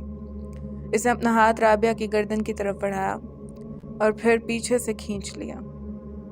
نہیں، اسے اتنی آسان موت نہیں دینی چاہیے، ہمیں تو لاش ٹکڑوں میں چاہیے۔ پراسرار نوجوان خفیف سا مسکرایا اور اس نے سامنے پہاڑ کی طرف ہاتھ سے اشارہ کیا۔ چند ہی ساعتوں میں پہاڑ کے پیچھے سے بہت سے کتوں کے بھونکنے کی آوازیں سنائی دینے لگیں اور پھر تھوڑی ہی دیر میں بھیڑیا نما خوفناک کتے پہاڑ سے نیچے اترنے لگے۔ وہ تعداد میں 7 تھے۔ وہ بھونکتے ہوئے حملے کے انداز میں آگے بڑھ رہے تھے۔ امارہ نے دیکھا کہ وہ خونخوار کتے اس کی ماں کی طرف بڑھ رہے ہیں تو اس نے اپنا پاؤں زور سے اسامہ کی ٹانگ پر مارا۔ اسامہ نے ایک جھٹکا لیا مگر اس نے امارہ کو نہیں چھوڑا۔ وہ شہوریہ اور وہ نوجوان مسلسل مسکرا رہے تھے۔ وہ رابعہ کی موت کا تماشا دیکھنے کے لیے بے چین بھی تھے۔ کتے رابعہ کے قریب آ چکے تھے۔ رابعہ خونخوار کتوں کو اپنی طرف بڑھتا دیکھ کے اپنے زخمی وجود کو گھسیٹتی ہوئی خود کو بچانے کی کوشش کر رہی تھی۔ اس کے جسم سے خون رس کر زمین کو رنگ رہا تھا۔ خود کو اسامہ کی گرفت سے چھڑانے کی جب سب کوششیں ناکام ہو گئیں تو امارہ نے اس کے ہاتھ پر کاٹ لیا۔ اسامہ نے اپنا ہاتھ جھٹکا تو وہ اس کی گرفت سے نکل گئی۔ اسامہ نے اسے روکنا چاہا مگر وہ دائرے سے باہر نکل گئی۔ اسامہ بھی اس کے پیچھے دائرے سے باہر نکل آیا۔ امارہ اپنی زخمی ماں کی طرف لگی مگر جو ہی اس نے اپنی ماں کو چھوا وہ سیاہ دھوئیں میں تبدیل ہو کے فواد کا روپ دھار گئی۔ امارہ نے پتھرائی آنکھوں سے شکاری کتوں کی طرف دیکھا تو وہ کتے ہوائی وجود کی طرح غائب ہو گئے۔ امارہ چیخ کر اسامہ کے شانے سے جا لگی۔ پراسرار نوجوان نے اپنے سر سے ٹوپی پیچھے کی اور خود کو بے نقاب کر دیا۔ وہ زرغام ہی تھا۔ ساحل اور عارفین بھی دائرے سے باہر آ چکے تھے اور دائرہ بھی مٹ چکا تھا۔ اسامہ اور امارہ آگے کھڑے تھے اور ساحل اور عارفین ان کے پیچھے کھڑے تھے۔ ساحل اور عارفین کو یقین ہو گیا تھا کہ اب وہ زندہ نہیں بچیں گے مگر پھر بھی ان کے حوصلے پختہ تھے۔ موت کو اس قدر قریب پا کے بھی ان کے چہروں پر ڈر کے تاثرات نہیں تھے کیونکہ وہ ذہنی طور پر اس چیز کے لیے تیار تھے۔ زرغام مسکراتا ہوا ان کے قریب آیا۔ تم چاروں ہم سے مقابلہ کرنے آئے تھے۔ تم چاروں کو تو ہم چیونٹیوں کی طرح مسل سکتے ہیں لیکن تم چاروں سے ہماری کوئی ذاتی دشمنی نہیں ہے۔ ہمارے ساتھ ایک سودا کر لو، ہم تم چاروں کی جان بخش دیں گے۔ تم خیام کو ہمارے حوالے کر دو۔ ہم خیام کے بارے میں کچھ نہیں جانتے، اسامہ اور امارہ نے جواب دیا۔ زرغام نے زوردار قہقہ لگایا۔ تم چاروں مجھے بے وقوف سمجھتے ہو۔ تم چاروں کو یہاں تک لانے والا کون ہے؟ تم چاروں کو ہم تک کیسے پہنچایا؟ اس ریسٹ ہاؤس میں کالے جادو کا عمل کیسے ہوا؟ یہ سب بتانے والا خیام ہے۔ یہ کہہ کر زرغام اسامہ کے قریب آیا اور اس کی آنکھوں میں آنکھیں ڈال دیں۔ تھوڑی دیر کے بعد وہ تیش میں جھٹکے سے پیچھے ہٹا۔ اس وقت وہ اس کے وجود میں نہیں ہے۔ پھر ادھر ادھر دیکھ کر چلانے لگا، خیام ہمارے پاس آؤ۔ اسامہ نے بہت ہوشیاری سے اپنے بیگ سے ایک کپڑے کی پوٹلی نکال لی جس میں ایک کافور کی ڈلی کے ساتھ چکنی مٹی کے 4 چھوٹے چھوٹے گولے تھے جس پر خاص عمل کیا گیا تھا اور ان پر زرغام، وشا، حوریہ اور فواد کے ناموں کے ہندسے کندہ تھے۔ جس پہاڑ کے دامن میں وہ سب کھڑے تھے اس کے قریب ایک چھوٹی سی آبشار بہہ رہی تھی جو کہ نیچے گر کے چشمے کی صورت اختیار کر رہی تھی۔ اس نے احتیاط سے وہ پوٹلی امارہ کے ہاتھ میں تھما دی اور سرگوشی کے انداز میں کہا، اسے چشمے کی طرف اچھال دو۔ امارہ نے فوراً وہ پوٹلی چشمے کی طرف اچھال دی۔ جو ہی وہ پوٹلی پانی میں گری وہ سارے ہمسات غائب ہو گئے۔ اسامہ نے عمارہ کا ہاتھ پکڑتے ہوئے عارفین اور ساحل کی طرف دیکھا۔ نکلو یہاں سے۔ ساحل اور عارفین اسامہ کے پیچھے بھاگنے لگے۔ انہیں معلوم نہیں تھا کہ اسامہ کہاں جا رہا ہے۔ وہ پہاڑوں کے کٹاؤ دار حصے میں قدم رکھتے ہوئے پہاڑوں کے نشیب و فراز سے گزر رہے تھے۔ اسامہ اور عمارہ کوئی بات کیے بغیر بس بھاگ رہے تھے۔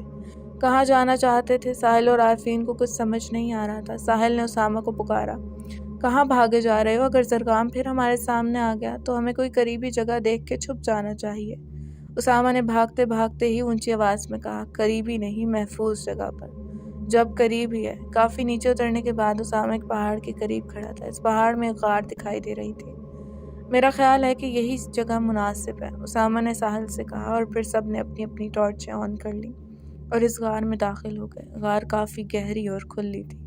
وہ سب مناسب سی جگہ دیکھ کر بیٹھ گئے۔ ہم کس طرح اب چین سے بیٹھ سکتے ہیں؟ وہ بدروحیں کسی بھی وقت ہمارے سامنے آ سکتی ہیں، عمارہ نے گھبراہٹ میں کہا۔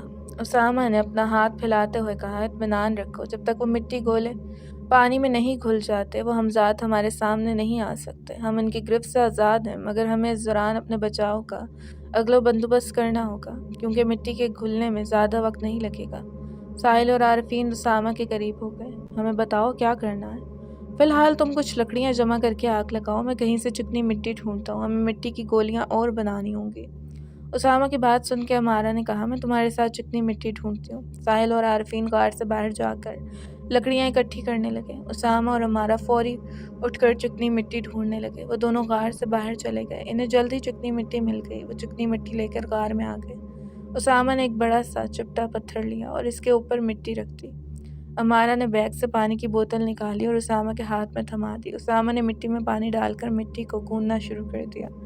جب مٹی تھوڑی سی گند گئی تو اس نے کوئی خاص عمل پڑھنا شروع کر دیا۔ وہ عمل پڑھتا جاتا اور گوندی ہوئی مٹی میں پھونک مار کے اسے پھر گوندنا شروع کر دیتا۔ اس نے 3 دفعہ مٹی کو گوندا اور 3 بار عمل پڑھ کر اس پر پھونک ماری، اور پھر اس نے اس مٹی کی چھوٹی چھوٹی سی 12 گیندیں بنا لیں۔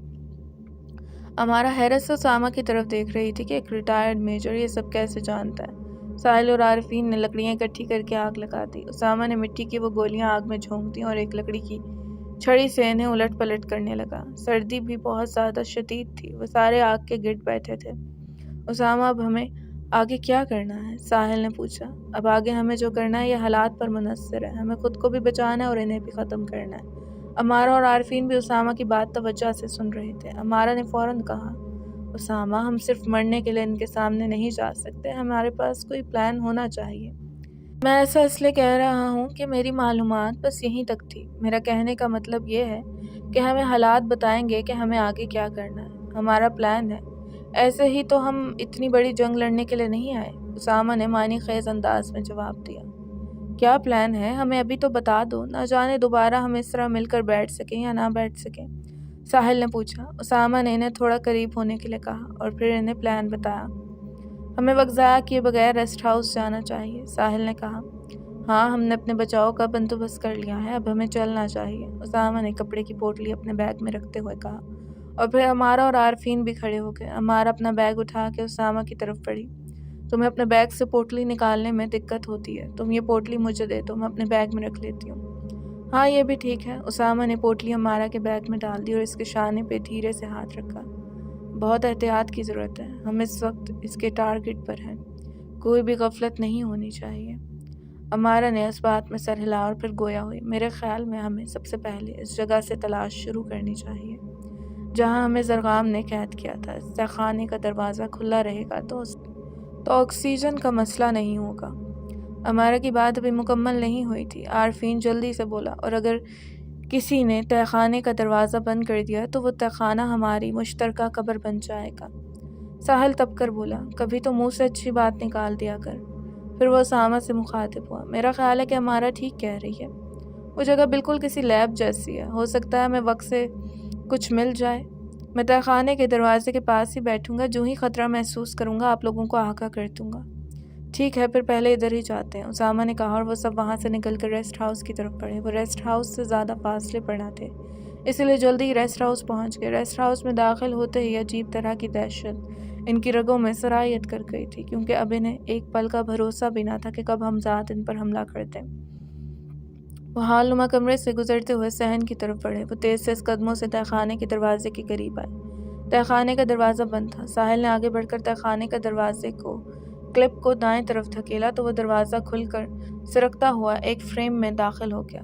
ساحل دروازے کے قریب ہی بیٹھا رہا اور اسامہ، مارا اور عارفین سیڑھیوں کے زینے سے نیچے اتر گئے۔ نیچے وہی گھٹن اور بدبودار ماحول تھا، مگر ان کی مجبوری تھی۔ وہ خود پر قابو رکھتے ہوئے سارے ٹیبلز کے دروازوں کی تلاشی لینے لگے۔ یہاں بہت گندگی اور غلاظت تھی۔ انہوں نے اپنے ناک پر رومال رکھے ہوئے تھے۔ یہ جگہ بالکل کسی پراسرار لیبارٹری جیسی تھی۔ لمبے لمبے ٹیبلز پر بڑے بڑے سٹینڈ تھے جن میں شیشے کے چھوٹے اور بڑے دونوں طرح کے جار پڑے تھے۔ ان جاروں میں چھوٹے چھوٹے اسٹف تھے اور کئی جانوروں کے جسم کے نازک حصے لیکوڈ میں بھگو کر رکھے گئے تھے۔ سہ، الو اور سانپ کے جسم کے مختلف حصے کاٹ کر زمین پر ایسے ہی پھینکے ہوئے تھے جیسے وہ چھوڑ کر گئے تھے۔ وہ تینوں تہہ خانے کے مختلف حصوں میں بکھر گئے۔ عارفین ٹیبلز کی چیزیں چیک کر رہا تھا اور اسامہ تہہ خانے کی دوسری چیزوں کا جائزہ لے رہا تھا۔ مارا کو ایک کتابوں کی الماری نظر آ رہی تھی اور وہ اس میں خاص کتاب ڈھونڈ رہی تھی جس سے انہیں کچھ مدد مل سکے۔ امارا جلدی کرو، ہمارے پاس زیادہ وقت نہیں ہے، اسامہ نے کہا۔ اسے کوئی خاص چیز نظر نہیں آ رہی تھی، پر اچانک اس کی توجہ تہہ خانے کی ایک دیوار پر مرکوز ہو گئی۔ وہاں سے کچھ چمکتا ہوا دکھائی دیا۔ وہ اس کے قریب گیا تو وہ کوئی لاک تھا جسے خاص کسی نمبر سے گھمایا جا سکتا تھا۔ اسے یقین ہو گیا کہ اسے گھمانے سے دیوار کسی دروازے کی طرح کھل جاتی ہوگی۔ وہ مختلف نمبروں سے وہ لاک کو گھمانے کی کوشش کرنے لگا۔ امارا کو اپنے مطلوبہ موضوع کے مطابق 4 کتابیں مل گئیں۔ وہ ایک کے بعد دیگرے ان کتابوں کی فہرست پڑھنے لگی۔ اسے 3 کتابوں سے ایسا کچھ نہیں ملا جو ان کے کام آ سکے۔ ایک آخری کتاب، تسخیر حمزات، اب اس کے ہاتھ میں تھی۔ اس نے اس کتاب کی فہرست پڑھی۔ کافی لمبی فہرست پڑھنے کے بعد ایک ٹاپک اس پر انگلی رک گئی اور وہ ٹاپک تھا حمزات کو برباد کرنے کا عمل۔ اسے صفحہ نمبر پڑھا اور وہ صفحہ ڈھونڈنے لگی۔ اسے جلدی صفحہ مل گیا، پھر وہ پڑھنے لگی۔ اسامہ نے امارا کو پکارا، جلدی کرو امارا۔ اور پھر اس نے عارفین سے پوچھا، تمہیں کچھ ملا؟ نہیں، مجھے تو کچھ نہیں ملا۔ تم اس دیوار کے ساتھ کیا کر رہے ہو؟ عارفین نے پوچھا۔ اسامہ نے تذبذب سی کیفیت میں سر کو ہلایا۔ مجھے اس دیوار میں ایک لاک نظر آیا، مگر نمبر نامعلوم ہونے کی وجہ سے کافی کوشش کے بعد وہ لاک نہیں کھلا۔ یقیناً اس دیوار کے پیچھے کوئی بڑا راز چھپا ہے۔ میں بھی کوشش کرتا ہوں۔ یہ کہہ کر عارفین اسامہ کے ساتھ اس دیوار کی طرف بڑھا تو ساتھ ہی ساحل اونچی آواز میں چلایا، جلدی تم سب باہر آ جاؤ، مجھے عجیب طرح کی آوازیں سنائی دے رہی ہیں۔ یہ سنتے ہی امارا نے کتاب اپنے بیگ میں ڈالی اور سیڑھیوں کی طرف دوڑی۔ اسامہ اور عارفین بھی سیڑھی کے قریب آ گئے۔ وہ تینوں سیڑھی چڑھتے ہوئے تہہ خانے سے باہر آ گئے۔ ساحل نے تہہ خانے کا دروازہ پہلے کی طرح بند کر دیا۔ وہ چاروں اخروٹ کے درخت کے پیچھے چھپ گئے۔ یہ آواز بہت عجیب تھی، جیسے کوئی لڑکی سسک کے رو رہی تھی۔ امارا نے اسامہ کی طرف دیکھا اور ہمدردانہ لہجے میں بولی، لگتا ہے کوئی لڑکی بہت اذیت میں ہے۔ یہ زرغام کی کوئی چال ہو سکتی ہے، اسامہ نے کہا۔ آواز پہلے سے زیادہ اونچی ہو گئی۔ اس بار وہ درد سے چیخ رہی تھی۔ ہم بغیر سوچے سمجھے اس کے قریب نہیں جائیں گے، مگر دیکھنے میں کیا حرج ہے، ساحل نے کہا۔ ٹھیک ہے، پھر ہم سب ایک ساتھ ہی جائیں گے، اسامہ نے کہا، اور پھر وہ سب ایک ساتھ اس آواز کی سمت کی جانب بڑھنے لگے۔ وہ سب ہال نما کمرے میں داخل ہوئے۔ آواز بائیں جانب کے کمرے سے آ رہی تھی۔ وہ دھیرے دھیرے قدم رکھتے ہوئے بیڈ روم کے دروازے کے قریب آ گئے۔ اسامہ نے انہیں وہیں رکنے کا اشارہ کیا اور خود آگے بڑھ کر بیڈ روم کا دروازہ کھولا۔ سب کے دل دہل کر رہ گئے، آنکھیں پھٹی کی پھٹی رہ گئیں۔ وہ لڑکی کمرے کے ایک کونے میں لوہے کی زنجیروں میں جکڑی بے بسی کی حالت میں سسک رہی تھی۔ وہ وینا تھی، اس کی کلائیوں اور پیروں سے خون رس رہا تھا۔ ایک لمحے کے لیے تو عارفین کی حالت ایسی ہو گئی جیسے اس کی میں زندگی کی رمق نہ رہی ہو۔ وہ دیوانہ وار اس لڑکی کی طرف دوڑا تو ساحل اور امارا نے اسے پکڑ لیا۔ کیا کر رہے ہو عارفین؟ تم نے دیکھا نہیں کہ کس طرح امارا کی ماں کی موت کا ڈرامہ انہوں نے ہمارے ساتھ پیش کیا؟ ہم نے طے کیا تھا نا کہ سوچے سمجھے بغیر آگے نہیں بڑھیں گے۔ اسامہ عارفین کو سمجھانے کی کوشش کر رہا تھا، مگر عارفین کی آنکھوں سے آنسو بہہ رہے تھے۔ اس نے اسامہ کی طرف دیکھا۔ ایسا منظر دیکھنے کے بعد سوچنے سمجھنے کی صلاحیت معدوم ہو جاتی ہے۔ آپ لوگ ادھر ہی رہیں، مگر پلیز مجھے جانے دیں۔ ساحل نے اس کے بازوں کو زور سے جھٹکا دیا۔ خود بھی مرو گے اور ہمیں بھی مرواؤ گے۔ بینا نے اپنی بھیگی آنکھوں سے عارفین کی طرف دیکھا اور پورے امید انداز میں مسکرائی۔ عارفین تم آ گئے ہو؟ دیکھو فواد نے میرا کیا حال کیا ہے۔ اگر تم اب بھی نہ آتے تو تمہیں میری لاش ملتی۔ عارفین جذبات کی رو میں بہتا ہوا اپنے دماغ کے احکامات سے غافل ہو گیا۔ اس نے امارا اور ساحل سے خود کو چھڑایا اور بھاگ کر وینا کے پاس چلا گیا۔ عارفین اسے چھونا مت، اسامہ چلایا، مگر وہ کس کی کب سن رہا تھا۔ وہ تو بس اپنے دل کی غلامی کر رہا تھا۔ اس نے اس کا ہاتھ تھاما، اسے یوں لگا جیسے کسی نے برف پر ہاتھ رکھ دیا ہو۔ اس کی آنکھوں کے سامنے ایک ہی ساتھ میں وہ لڑکی حوریہ کا روپ دھار گئی، ساتھ ہی وہ زنجیریں بھی غائب ہو گئیں۔ حوریہ کا روپ ہوائی تھا، اسی لیے عارفین کا ہاتھ خالی تھا۔ اسامہ، ساحل اور امارہ بھی عارفین کے قریب آ گئے۔ حوریہ سفید چولا پہنے اپنے بھیانک روپ میں ان کے سامنے کھڑی تھی۔ اس کے سلیٹی مائل چہرے پر جیسے فخر سا آ گیا۔ اس نے استحضائیہ انداز میں ان چاروں کو دیکھا۔ تم کمزور جسموں والے، محبت کے نام پر تم ہر دفعہ پھنس جاتے ہو۔ وہی تم انسانوں کی سب سے بڑی کمزوری ہے۔ اس جذبے کو دل سے نکال پھینکو تو تم میں کئی وجدانی قوتیں جاگ جائیں گی۔ اسامہ نے اونچی آواز میں کہا، ہم شیطان نہیں ہیں جو تمہاری طرح زندگی کا قاعدہ الٹا پڑھیں۔ ہم تو اس جذبے کے لیے جیتے ہیں اور اسی کے لیے مر جاتے ہیں۔ اچھا، ابھی تو اپنے ایک دوست کی موت کا نظارہ دیکھو۔ حوریہ نے یہ کہہ کر اپنے 1 انچ لمبے ناخنوں والے ہاتھ سے عارفین کی طرف اشارہ کیا۔ عارفین کو دھچکا سا لگا اور اس کے قدم زمین سے اوپر اٹھ گئے۔ حوریہ نے اپنے ہاتھ کو تھوڑا بلند کیا تو عارفین اوپر اڑتا ہوا چھت کے قریب پہنچ گیا۔ امارہ کی چیخیں نکل گئیں۔ حوریہ نے اپنے ہاتھ کو حرکت کو وہیں روک لیا اور عارفین ہوا میں معلق چیخنے لگا۔ اسامہ کی آنکھوں کی پتلیاں نیلی ہو گئیں، اس کے چہرے کے تاثرات بھی بدل گئے اور اس کی آواز میں تبدیلی ہو گئی۔ اس کے جسم میں چھپی ماورائی طاقت سامنے آ گئی۔ وہ گرجدار آواز میں چلا، حوریہ، عارفین کو چھوڑ دو ورنہ میں تمہیں جلا کر راکھ کر دوں گا۔ حوریہ کے چہرے پر ایک بار پھر شیطانی مسکراہٹ بکھر گئی۔ او خیام، تو تم اس کے جسم میں چھپے ہو۔ تمہارا دوست تو اب نہیں بچ سکتا۔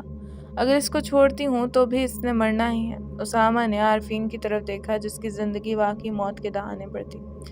اسامہ کے جسم سے ایک شعاع نکلی جو عارفین کی طرف بڑھی۔ اس کے بعد عارفین کا جسم آہستہ آہستہ نیچے اترنے لگا۔ حوریہ کو نظر آ رہا تھا کہ عارفین کو خیام ہی بچا رہا ہے جو اسامہ کے جسم میں اب موجود نہیں ہے۔ حوریہ نے فوراً اسامہ کی طرف ہاتھ سے دھکے کا اشارہ کیا تو اسامہ کا وجود اچھل کر دیوار سے بچا اور پھر حوریہ نے اسے زمین پر پٹک دیا۔ اسامہ کے حلق سے کرب آمیز چیخیں نکلیں۔ امارہ نے اسے اپنی باہوں میں لے لیا۔ اسامہ کے جسم کی ہڈیاں پوری طرح چٹک گئی تھیں مگر عارفین کے جسم پر خراش تک نہ آئی تھی۔ روشنی کی پراسرار شعاع حوریہ کی طرف بڑھی اور خیام کے روپ میں تبدیل ہو گئی۔ ساحل اور عارفین نے مل کر اسامہ کو اٹھایا۔ امارہ نے اسامہ کا بیگ اٹھایا۔ وہ سب کمرے سے باہر نکل گئے۔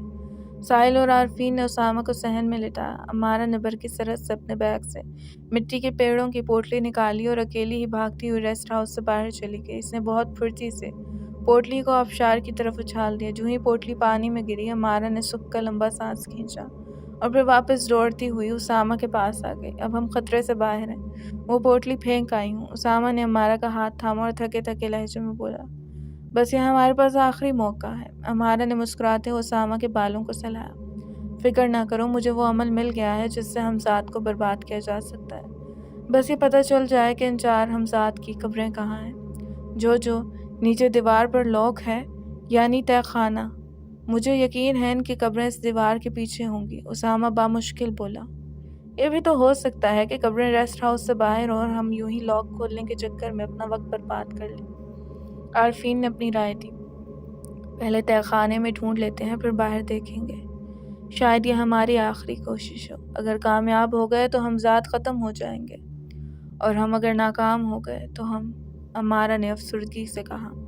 ساحل بھی بہت پریشان اور اداس تھا۔ اس کی آنکھوں میں نمی اتر آئی تھی۔ اس نے امارہ کی طرف دیکھا اور انتہائی شکستہ لہجے میں بولا، پتہ نہیں مرنے سے پہلے بھی اپنوں کی آواز سننا نصیب ہوگی یا نہیں۔ ہم جب سے یہاں آئے ہیں موبائل میں سگنل ہی نہیں ہے۔ وہ سم بھی ڈال کے دیکھیے جو یہاں چلتی ہے پھر بھی سگنل نہیں ہے۔ ساحل نے جیسے سب کی دکھتی رگ پر ہاتھ رکھ دیا تھا۔ یہ ان سب کا مسئلہ تھا۔ تھوڑی دیر کے بعد وہ تہہ خانے کے دروازے کی طرف بڑھے۔ امارہ نے تہہ خانے کا دروازہ کھولا، پھر وہ ساحل سے مخاطب ہوئی، تم اور عارفین اسامہ کو لے کر نیچے اترو، میں بعد میں آتی ہوں۔ ساحل اور عارفین اسامہ کو لے کر آہستہ آہستہ سیڑھیاں اترنے لگے۔ وہ سیڑھیاں اتر گئے تو امارہ بھی نیچے اتر آئی۔ وہ سب اس پراسرار دیوار کی طرف بڑھے جہاں لاک لگا ہوا تھا۔ انہوں نے اسامہ کو زمین پر بٹھا دیا۔ تہہ خانے کے دروازے کے پاس کسی کو رکنا چاہیے تھا، ساحل نے امارہ سے کہا۔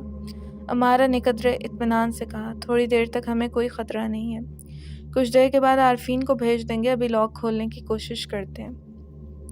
امارہ لاک کے چھلے کو گھما گھما کے مختلف نمبر ملا ملا کے لاک کھولنے کی کوشش کرتی رہی مگر اس سے لاک نہیں کھلا۔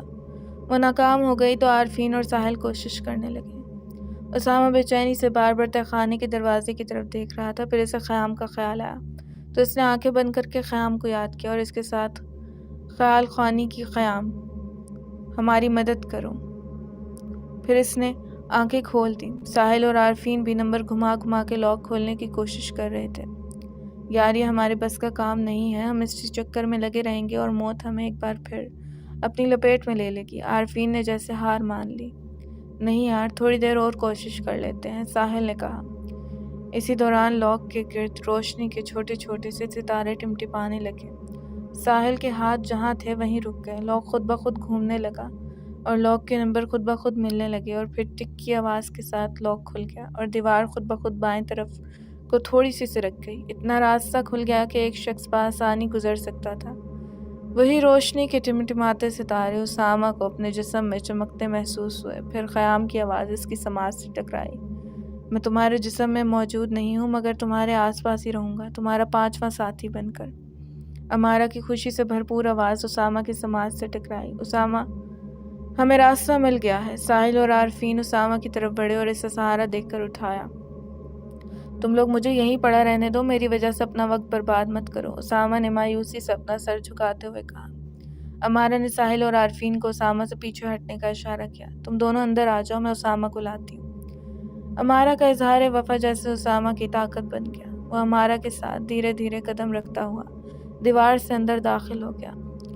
اسامہ اور امارہ اس پراسرار جگہ میں داخل ہوئے تو ان کے ہوش اڑ گئے۔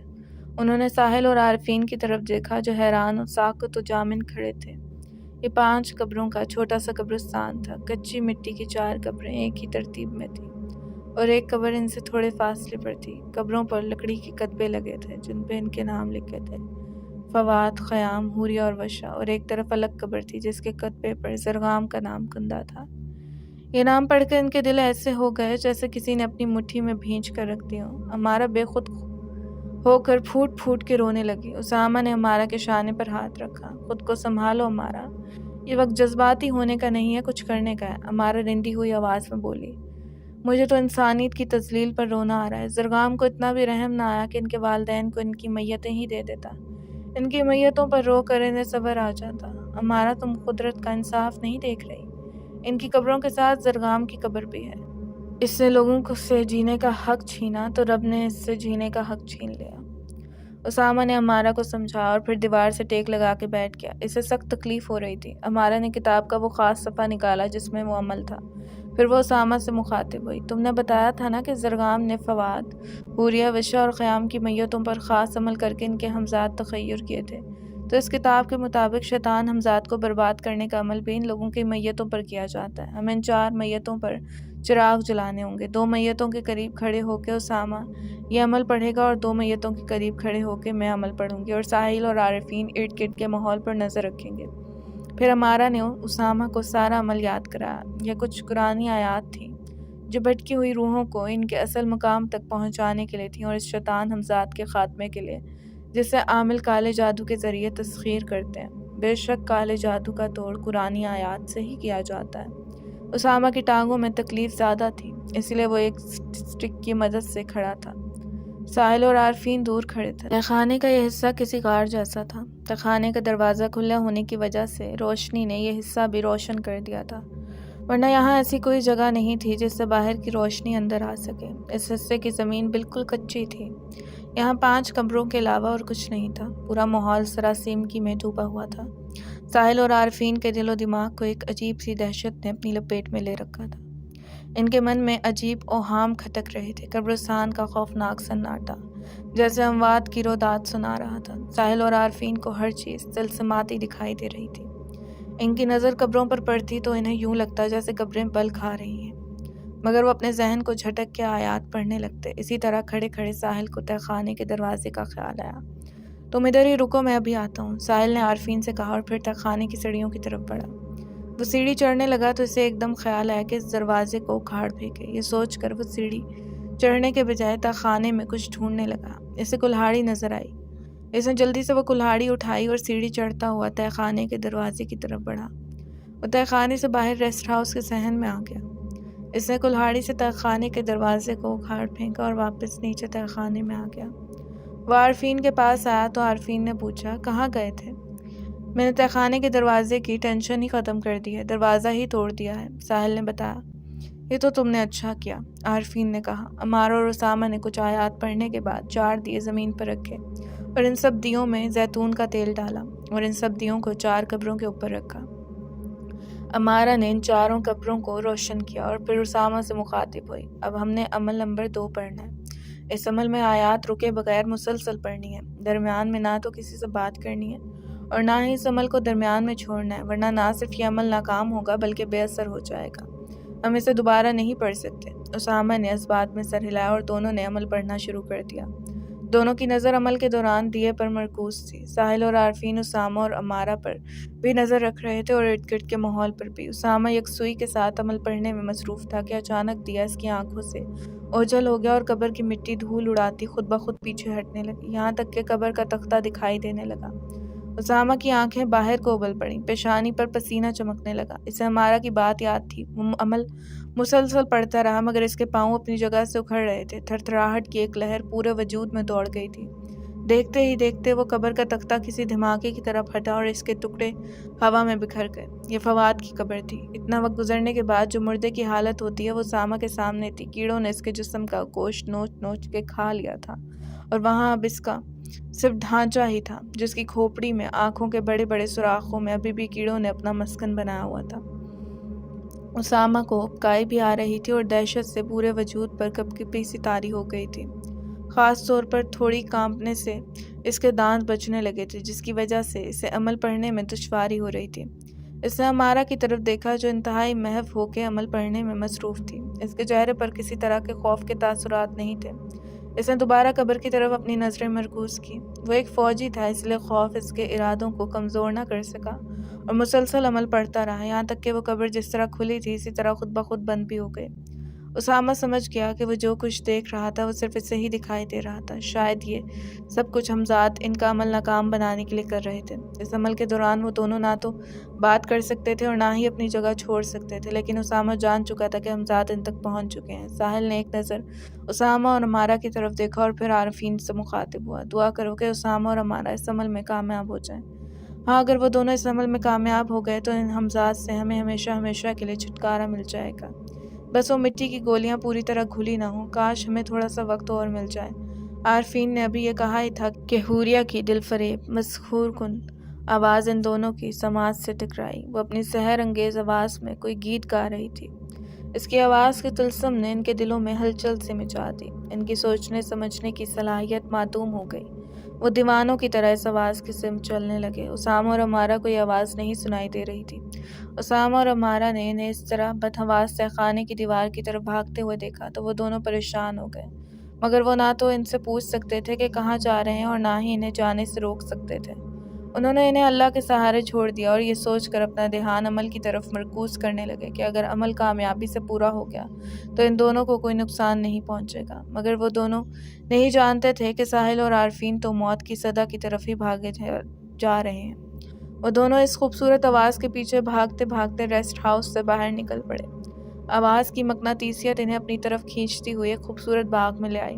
ایک گھنے درخت کے قریب حوریہ خوبصورت لباس میں ستار تھامے بیٹھی تھی۔ حسن و زیبائش سے وہ کسی پری جیسی دکھائی دے رہی تھی۔ وہ گھاس پر بیٹھی تھی، اس کا فیروزی جالی کا فراک دائرے کی شکل میں گھاس پر پھیلا ہوا تھا۔ وہ اپنی خمدار لمبی انگلیوں سے ستار کی تاروں کو چھیڑتی اور اپنی مسحور کن آواز کے جادوئی سر ہوا میں بکھیر دیتی۔ پہلے وہ وقفے کے ساتھ تھوڑا تھوڑا گا رہی تھی، مگر اب وہ بغیر رکے مسلسل گا رہی تھی۔ اب عارفین اور ساحل کو اس کی آواز چبھنے لگی تھی اور دل کی دھڑکنیں بھی تیز ہو گئی تھیں، مگر ان پر کچھ ایسا سحر طاری تھا کہ وہ وہاں سے جانے پر آمادہ نہ تھے۔ آہستہ آہستہ وہ آواز اتنی تیز ہو گئی کہ ساحل اور عارفین کی دماغ کی رگیں پھٹنے لگیں، کانوں کے پردے چڑھنے لگے، دل ڈوبنے لگا۔ وہ دونوں اپنے کانوں پر ہاتھ رکھ کے گھٹنوں کے بل بیٹھ کر چیخنے لگے، خدا کے لیے خاموش ہو جاؤ۔ حوریہ اٹھ کے اپنے گانے کے ساتھ ساتھ جھومنے لگی۔ ساحل اور عارفین زمین پر گر کر مچھلی کی طرح تڑپنے لگے۔ ہاتھ ان کے کانوں پر ہی تھے، ان کے دماغ کی رگیں باہر کی طرف ابھر گئی تھیں، وہ درد سے چلا رہے تھے۔ حوریہ گھومتے گھومتے اپنے خوبصورت روپ سے اپنے اصل روپ میں آ گئی، وہی مردوں جیسی سفیدی مائل سرد جلد، مردہ آنکھیں، پپڑی جمے سیاہ ہونٹ، کفن جیسے سفید چولے میں وہ بدمست جھونکے کی طرح ادھر ادھر اڑ رہی تھی۔ وہ دشمن کے شکار کے مزے سے لطف اندوز ہو رہی تھی۔ اس دوران روشنی کی ایک شعاع حوریہ کی طرف بڑھی اور پھر خیام کا روپ دھار گئی۔ خیام کے ہاتھ میں ایک بڑا سا آئینہ تھا جو تقریباً 4 فٹ لمبا اور 2 فٹ چوڑا تھا۔ خیام کو دیکھ کر حوریہ کے لبوں پر تمسخرانہ مسکراہٹ بکھر گئی۔ اسے یقین تھا کہ خیام اس کا کچھ نہیں بگاڑ سکتا۔ اسے اب شکار کا زیادہ مزہ آ رہا تھا کہ خیام کے سامنے اس کے دوسروں کے دماغ کی رگیں پھٹ جائیں گی اور ان کے کانوں اور ناک سے لہو بہے گا۔ وہ اپنے خاص انداز میں گاتی ہوئی ہوا میں ادھر ادھر اڑ رہی تھی۔ خیام بھی ہوا میں اڑتا ہوا ایک پہاڑ کے قریب کسی جگہ پر کھڑا ہو گیا۔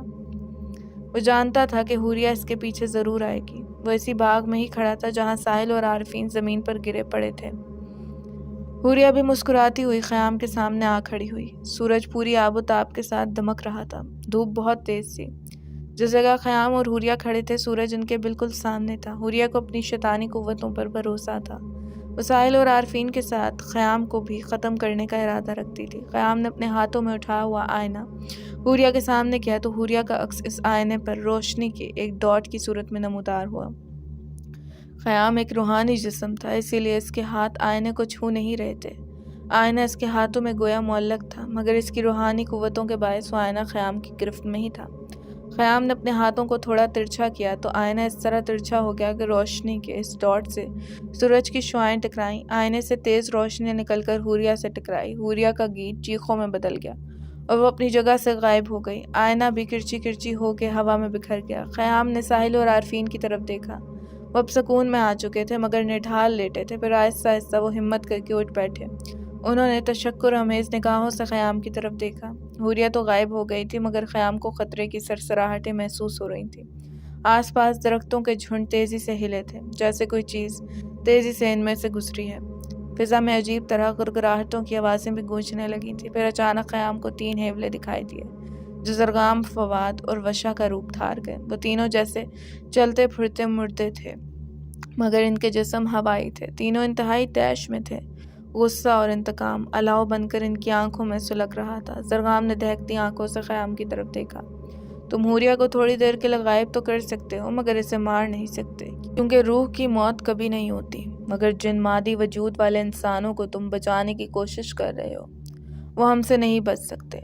ہاں، ایک صورت ہو سکتی ہے کہ تم خود کو ہمارے حوالے کر دو، میرے تابع ہو جاؤ۔ میں نہ صرف ان چاروں کی جان بخش دوں گا بلکہ انہیں ان کے گھروں تک پہنچا دوں گا۔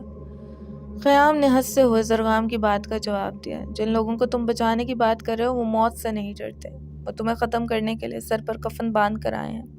تمہاری بات ٹھیک ہے، روح کی موت نہیں ہو سکتی مگر شیطان ہمذات کو تباہ کیا جا سکتا ہے، جو دنیا میں بھی انسان کو بہکاتا ہے اور مرنے کے بعد اگر تمہارے جیسے خناس کے قابو میں آ جائے تو بھی تباہی کا باعث بنتا ہے۔ پروردگار اگر چاہے تو ایک ساتھ میں ہی شیطان کو ختم کر سکتا ہے، مگر وہ شیطان کو ہمارے ایمان پر رکھنے کے لیے زندہ رکھتا ہے، ہمیں کوئی ختم نہیں کر سکتا۔ فواد نے کہکا لگایا۔ اسامہ اور عمارہ قرآن پاک کی جو آیات پڑھ رہے تھے، تم سب ان سے برباد ہونے والے ہو کیونکہ ان کا عمل پورا ہونے والا ہے اور اس عمل کے دوران تم انہیں ختم نہیں کر سکتے۔ خیام کی اس بات پر زرغام پھر ہنسا۔ ہم انہیں ختم نہیں کر سکتے مگر انہیں ڈرا کر اس عمل سے روک سکتے ہیں۔ ان کا حال دیکھو، ان کے پورے جسم پر سانپ رینگ رہے ہیں، اس جال میں ان کی موت یقینی ہے۔ دہشت کے مارے ان کا عمل ٹوٹ جائے گا۔ جو ہی ان کا عمل ٹوٹا یہ سانپ انہیں ڈس لیں گے۔ ساحل اور عارفین یہ سنتے ہی ریسٹ ہاؤس کی طرف بھاگے۔ وہ اپنے نڈھال جسم کو گھسیٹتے ہوئے لمبے لمبے قدم رکھ رہے تھے۔ وہ تہہ خانے میں داخل ہوئے تو ان کی چیخیں نکل گئیں۔ عمارہ اور اسامہ کے جسموں پر سینکڑوں سانپ اس طرح رینگ رہے تھے کہ ان کے جسموں کے حصے دکھائی نہیں دے رہے تھے۔ ساحل اور عارفین دیوانہ وار ان کی طرف لپکے کہ سانپوں کو ان کے جسموں سے نوچ نوچ کر پھینک دیں، چاہے ان کی جان ہی چلی جائے۔ ابھی وہ عمارہ اور اسامہ کے قریب بھی نہ گئے تھے کہ خیام کی آواز ان کی سماعت سے ٹکرائی۔ ان سانپوں کو چھونا مت ورنہ اسامہ اور عمارہ کا عمل ٹوٹ جائے گا اور یہ سانپ انہیں ڈس لیں گے۔ اسامہ اور عمارہ کا زندہ ہونا اس بات کا ثبوت ہے کہ وہ ابھی تک کامیابی سے عمل پڑھ رہے ہیں۔ وہ دونوں جہاں کھڑے تھے وہاں رک گئے۔ انہوں نے خیام کی طرف دیکھا جو ان کے سامنے کھڑا تھا مگر چند سیکنڈ میں ہی ساحل اور عارفین اپنی جگہ سے غائب ہو گئے۔ ایک پل ضائع کیے بغیر خیام بھی غائب ہو گیا۔ ساحل اور عارفین باہر اسی جگہ پہنچ گئے جہاں زرغام، حوریہ، وشا اور فواد کھڑے تھے۔ خیام بھی وہاں ظاہر ہو گیا۔ زرغام نے غصے سے بھری نگاہوں سے خیام کی طرف دیکھا۔ تم میری طاقت کا مقابلہ نہیں کر سکتے، یہ کہہ کر زرغام نے ساحل اور عارفین کی طرف ہاتھ سے اشارہ کیا اور پھر اپنے ہاتھ کو آسمان کی طرف جھٹکا۔ عارفین اور ساحل روئی کے پتلوں کی طرح ہوا میں معلق ہو گئے۔ پھر زرغام نے مشرق کی طرف اپنے ہاتھ کو دھکیلا۔ خیام ان کی مدد کرنے کے لیے ان کی طرف اڑا تو وشا نے تیزی سے کچھ پڑھا، جس سے ہوا میں خیام کے سامنے 2 فٹ چوڑا اور 3 فٹ لمبا آئینہ آ گیا۔ وشا نے اس کے ساتھ وہی طریقہ استعمال کیا جس نے حوریہ کے ساتھ کیا تھا۔ خیام کا عکس ایک ڈاٹ کی شکل میں آئینے پر ابھرا۔ وشا نے اپنے ہاتھوں کی حرکت سے آئینے کو اس طرح ترچھا کیا کہ سورج کی شعاع اس ڈاٹ سے ملی، جس کے ساتھ خیام کی چیخیں فضا میں گونجی اور پھر وہ غائب ہو گیا۔ اس عمل سے وہ کچھ دیر کے لیے خود کو ظاہر کرنے میں صلاحیت سے محروم ہو گیا۔ ساحل اور عارفین مشرق کی سمت اس طرح اڑ رہے تھے جیسے کوئی ہوائی طاقت انہیں اڑا رہی ہو۔ وہ دونوں اس آبشار کے قریب تھے جو نیچے چھوٹے چھوٹے چشمے بناتی ہوئی نہر میں گر رہی تھی۔ زرغام نے اپنے ہاتھ کو زور سے جھٹکا تو وہ دونوں برفیلے پانی کی اس نہر میں جا گرے۔ انہیں تیراکی بھی نہیں آتی تھی۔ برفیلے پانی نے ان کی رگوں میں بہتا لہو جیسے منجمد کر دیا۔ وہ چیختے چلاتے بار بار اوپر آتے، بچاؤ بچاؤ، مگر ان کی مدد کرنے والا کوئی نہیں تھا۔ اب وہ اپنی موت کھلی آنکھوں سے دیکھ رہے تھے۔ ان کی جلد سرد اور سفید ہو گئی تھی۔ رفتہ رفتہ ان کی چیخیں بھی دبنے لگی تھیں۔ وہ بے چینی سے ہاتھ پاؤں چلاتے ہوئے ارد گرد دیکھ رہے تھے کہ شاید خیام انہیں بچانے کے لیے آئے، مگر زندگی کی دوڑ کے ساتھ ساتھ امید بھی چھوٹتی جا رہی تھی۔ عارفین کی سانسیں ڈوب رہی تھیں۔ ساحل کی اپنی حالت ٹھیک نہیں تھی، پھر بھی وہ عارفین کو سنبھالنے کی کوشش کر رہا تھا۔ ان کے دانت بچ رہے تھے، جسم پر کپ کپی تاری تھی۔ ساحل بامشکل چلایا، اسامہ، امارہ، مگر بے سود، کیونکہ ان کی آواز تہ خانے تک نہیں پہنچ سکتی تھی۔ اسامہ اور امارہ کا عمل مکمل ہو گیا، جس کے ساتھ ہی ان کے جسموں پر لپٹے سانپ بھی غائب ہو گئے۔ چاروں قبروں پر جلے ہوئے چراغ بجھ گئے۔ اسامہ اور امارہ نے خوشی سے ایک دوسرے کی طرف دیکھا۔ امارہ خوشی سے چلائی، اسامہ، ہمارا عمل کامیاب ہو گیا ہے، شیطان ہمزاد ختم ہو گئے ہیں۔ بغیر ہوا کے چراغوں کا بجھنا اسی بات کی علامت ہے۔ ادھر عارفین کے ساتھ ساتھ اب ساحل کی سانسیں ڈوبنے لگی تھیں۔ اب وہ خود کو ڈوبنے سے بچا نہیں سکتے تھے۔ ان کے بازو اور ٹانگیں برفیلے پانی سے بے جان ہو رہی تھیں۔ اچانک درخت کا موٹا تنا ساحل کو خود کے قریب گرتا ہوا محسوس ہوا۔ زندگی کی امید نے ان کی بے جان جسموں میں جان بھر دی۔ ساحل نے ہاتھ بڑھا کر اس تنے کو پکڑ لیا۔ وہ دونوں اس تنے کی مدد سے جھیل سے باہر آ گئے۔ ان کی حالت بہت خراب تھی۔ وہ بے سود زمین پر گر پڑے اور کانپنے لگے۔ تنے کا اس طرح ہم پر جھک جانا بالکل جادوئی عمل تھا، مگر یہ کس نے کیا؟ ابھی یہ ساحل سوچ ہی رہا تھا کہ اسی درخت کے قریب ایک روشنی سی دکھائی دی جو رفتہ رفتہ اس کے قریب آنے لگی اور پھر وشا کا روپ دھار گئی۔ پہلے تو ساحل اور عارفین خوف زدہ ہو گئے، کیونکہ ان کے جسموں میں اتنی سخت نہیں تھی کہ وہ اپنا دفاع کر سکیں، مگر اس بار وشا کا روپ بہت مختلف تھا۔ وہ سفید لباس میں تھی، اس کا سفید دوپٹہ ہوا میں لہرا رہا تھا۔ اس کے چہرے پر وہی معصومیت، وہی خوبصورتی تھی جو زندگی سے بھرپور وشا میں تھی۔ ساحل کا دل اسی طرح دھڑکا جیسے اس کی اپنی وشا اس کے سامنے ہو، مگر اس نے اپنے سر کو جھٹکا دیا کہ وہ ایک بار پھر ہمزاد کے دھوکے میں نہ آ جائے۔ وشا کا ہوائی نورانی جسم اس کے بالکل قریب آ گیا۔ وہ اس کے پاس بیٹھ گئی۔ اس کی آنکھیں احساس وفا سے جھلملا رہی تھیں، لبوں پر مسکراہٹ بکھری ہوئی تھی۔ ساحل اس سے پیچھے نہیں ہٹ رہا تھا۔ نہ جانے دل کیوں کہہ رہا تھا کہ اگر یہ فریب ہے تو اس فریب میں مبتلا ہو جاؤں۔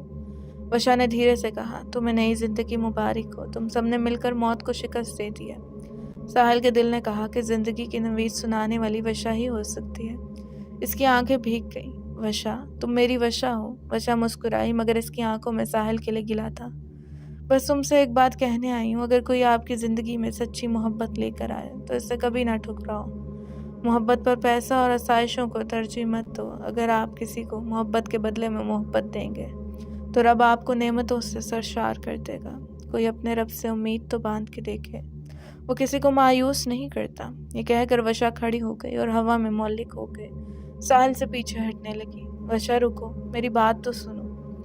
ساحل ہوا میں ہاتھ اکڑائے سے پکارتا رہا۔ وشا پیچھے ہٹتی ہوئے ایک بار پھر روشنی میں تبدیل ہو گئی، اور پھر تھوڑی ہی دیر کے بعد ساحل اور عارفین کو 5 روشنی کی شعاعیں آسمان کی طرف بڑھتی ہوئی دکھائی دیں۔ او میرے خدا، ان کی تو حالت تو بہت خراب ہے، امارہ نے ساحل اور عارفین کے پاس بیٹھتے ہوئے کہا، جن کے جسموں پر کپ کپی تاری تھی۔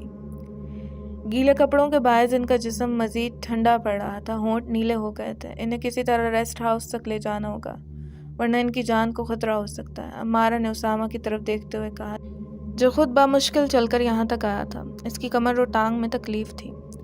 تم اکیلی انہیں کس طرح لے جاؤ گی؟ میں ادھر ہی آگ جلا دیتا ہوں، اسامہ نے کہا۔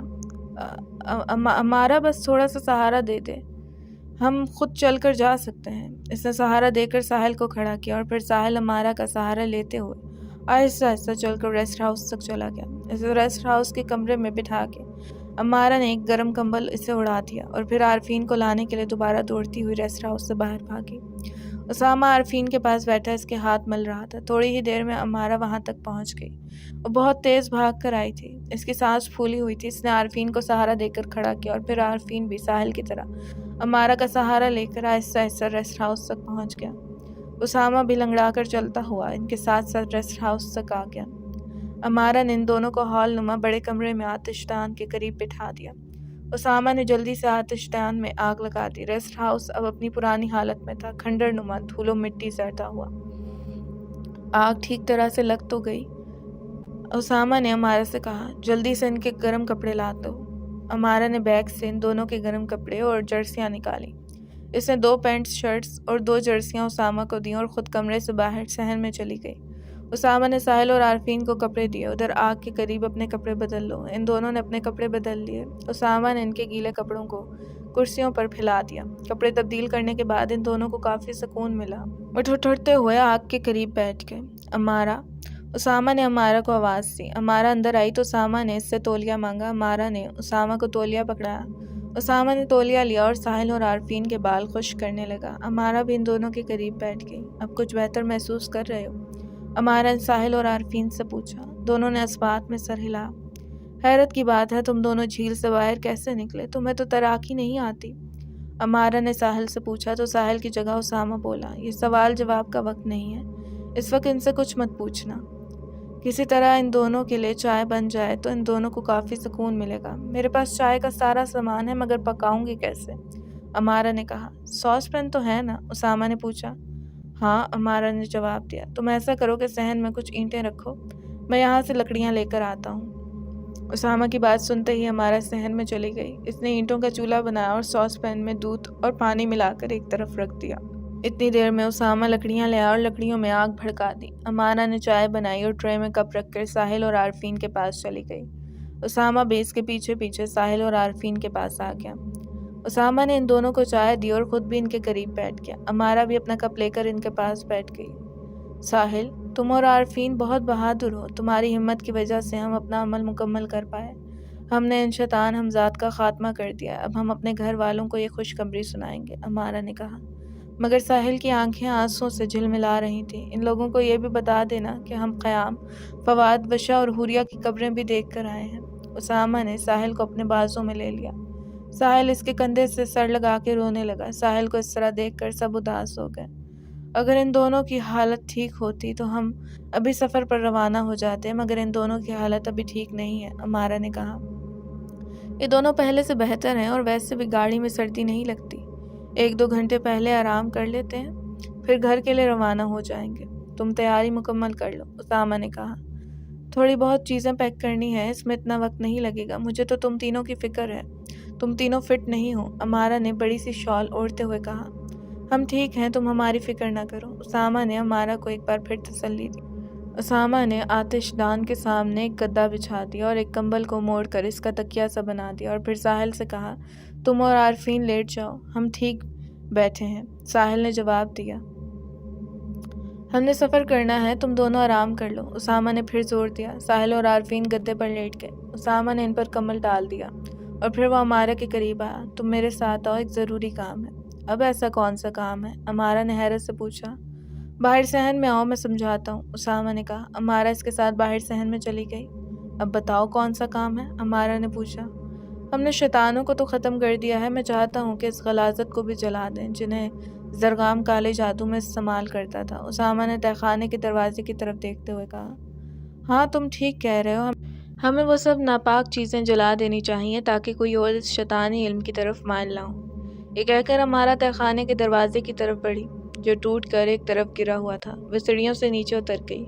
اسامہ بھی آہستہ آہستہ سیڑھیوں سے نیچے اتر گیا۔ اس نے اور امارا نے ساری غلاظت اکٹھی کر کے ایک بوری میں ڈالی۔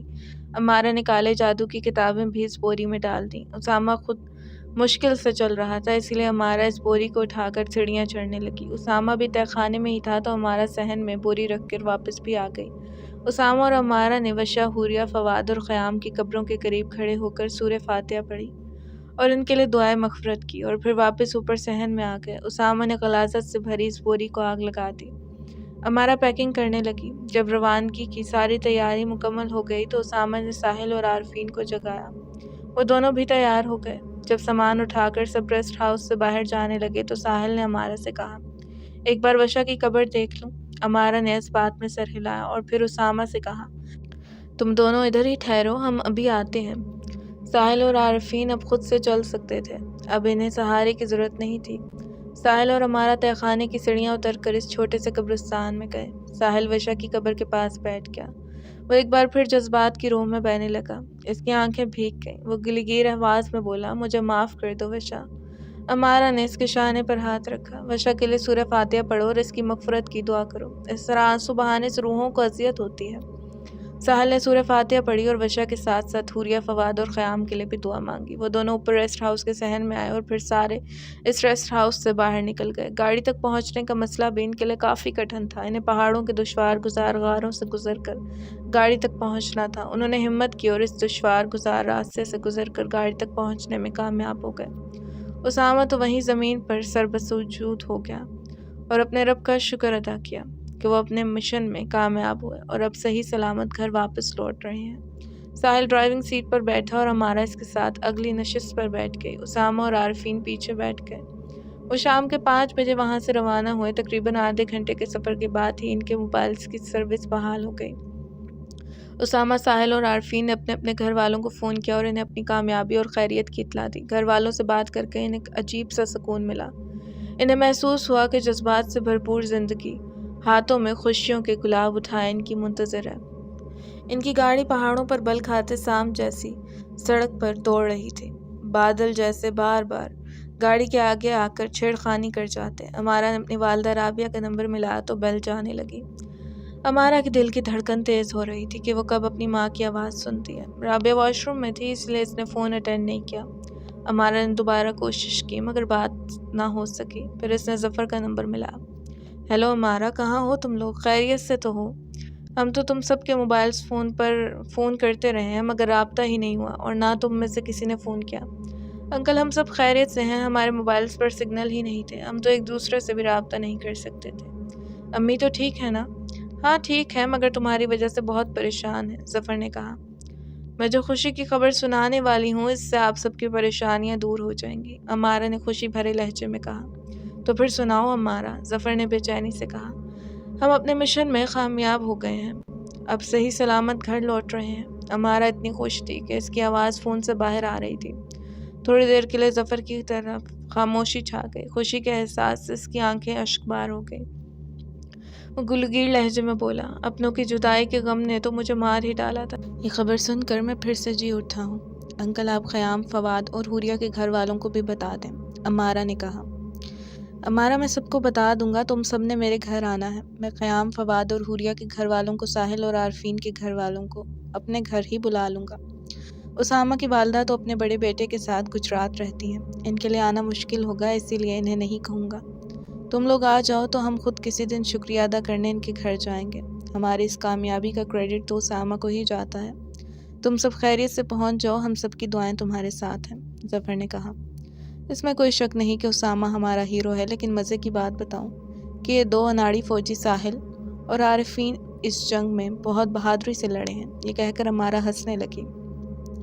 اللہ تم لوگوں کو اپنے امان میں رکھے، میں پہلے رابعہ کو یہ خبر سناتا ہوں۔ یہ کہہ کر ظفر نے فون بند کر دیا۔ عمارہ، اسامہ، ساحل اور عارفین ظفر کے گھر پہنچے تو سب نے مل کر ان کا استقبال کیا۔ اسی مہینے کی 24 تاریخ کو عارفین اور وینا کی شادی طے کر دی گئی۔ عارفین اور وینا کی شادی کی تقریب میں سب شامل ہوئے اور سبھی بہت خوش تھے۔ ساحل بھی اب کافی حد تک سنبھل گیا تھا۔ اسی تقریب میں اسامہ اور عمارہ بھی ایک دوسرے کو منگنی کی انگوٹھی پہنا کر ایک نئے رشتے میں بندھ گئے۔ تو دوستوں، یہ تھی ایک خناس کی پراسرار داستان۔ امید کرتی ہوں آپ کو یہ کہانی پسند آئی ہوگی۔ کہانی سنانے میں مجھ سے کوئی غلطی یا کوتاہی ہو گئی ہو تو اس کے لیے معاف کیجیے گا۔ ویڈیو پسند آیا تو ویڈیو کو لائک اور چینل کو سبسکرائب لازمی کیجیے گا اور بیل کے نوٹیفیکیشن کو آن کر لیجیے گا تاکہ آنے والی نئی اپڈیٹس آپ تک پہنچتی رہیں۔ کمنٹ سیکشن میں اپنی رائے کا اظہار بھی لازمی کیجیے گا۔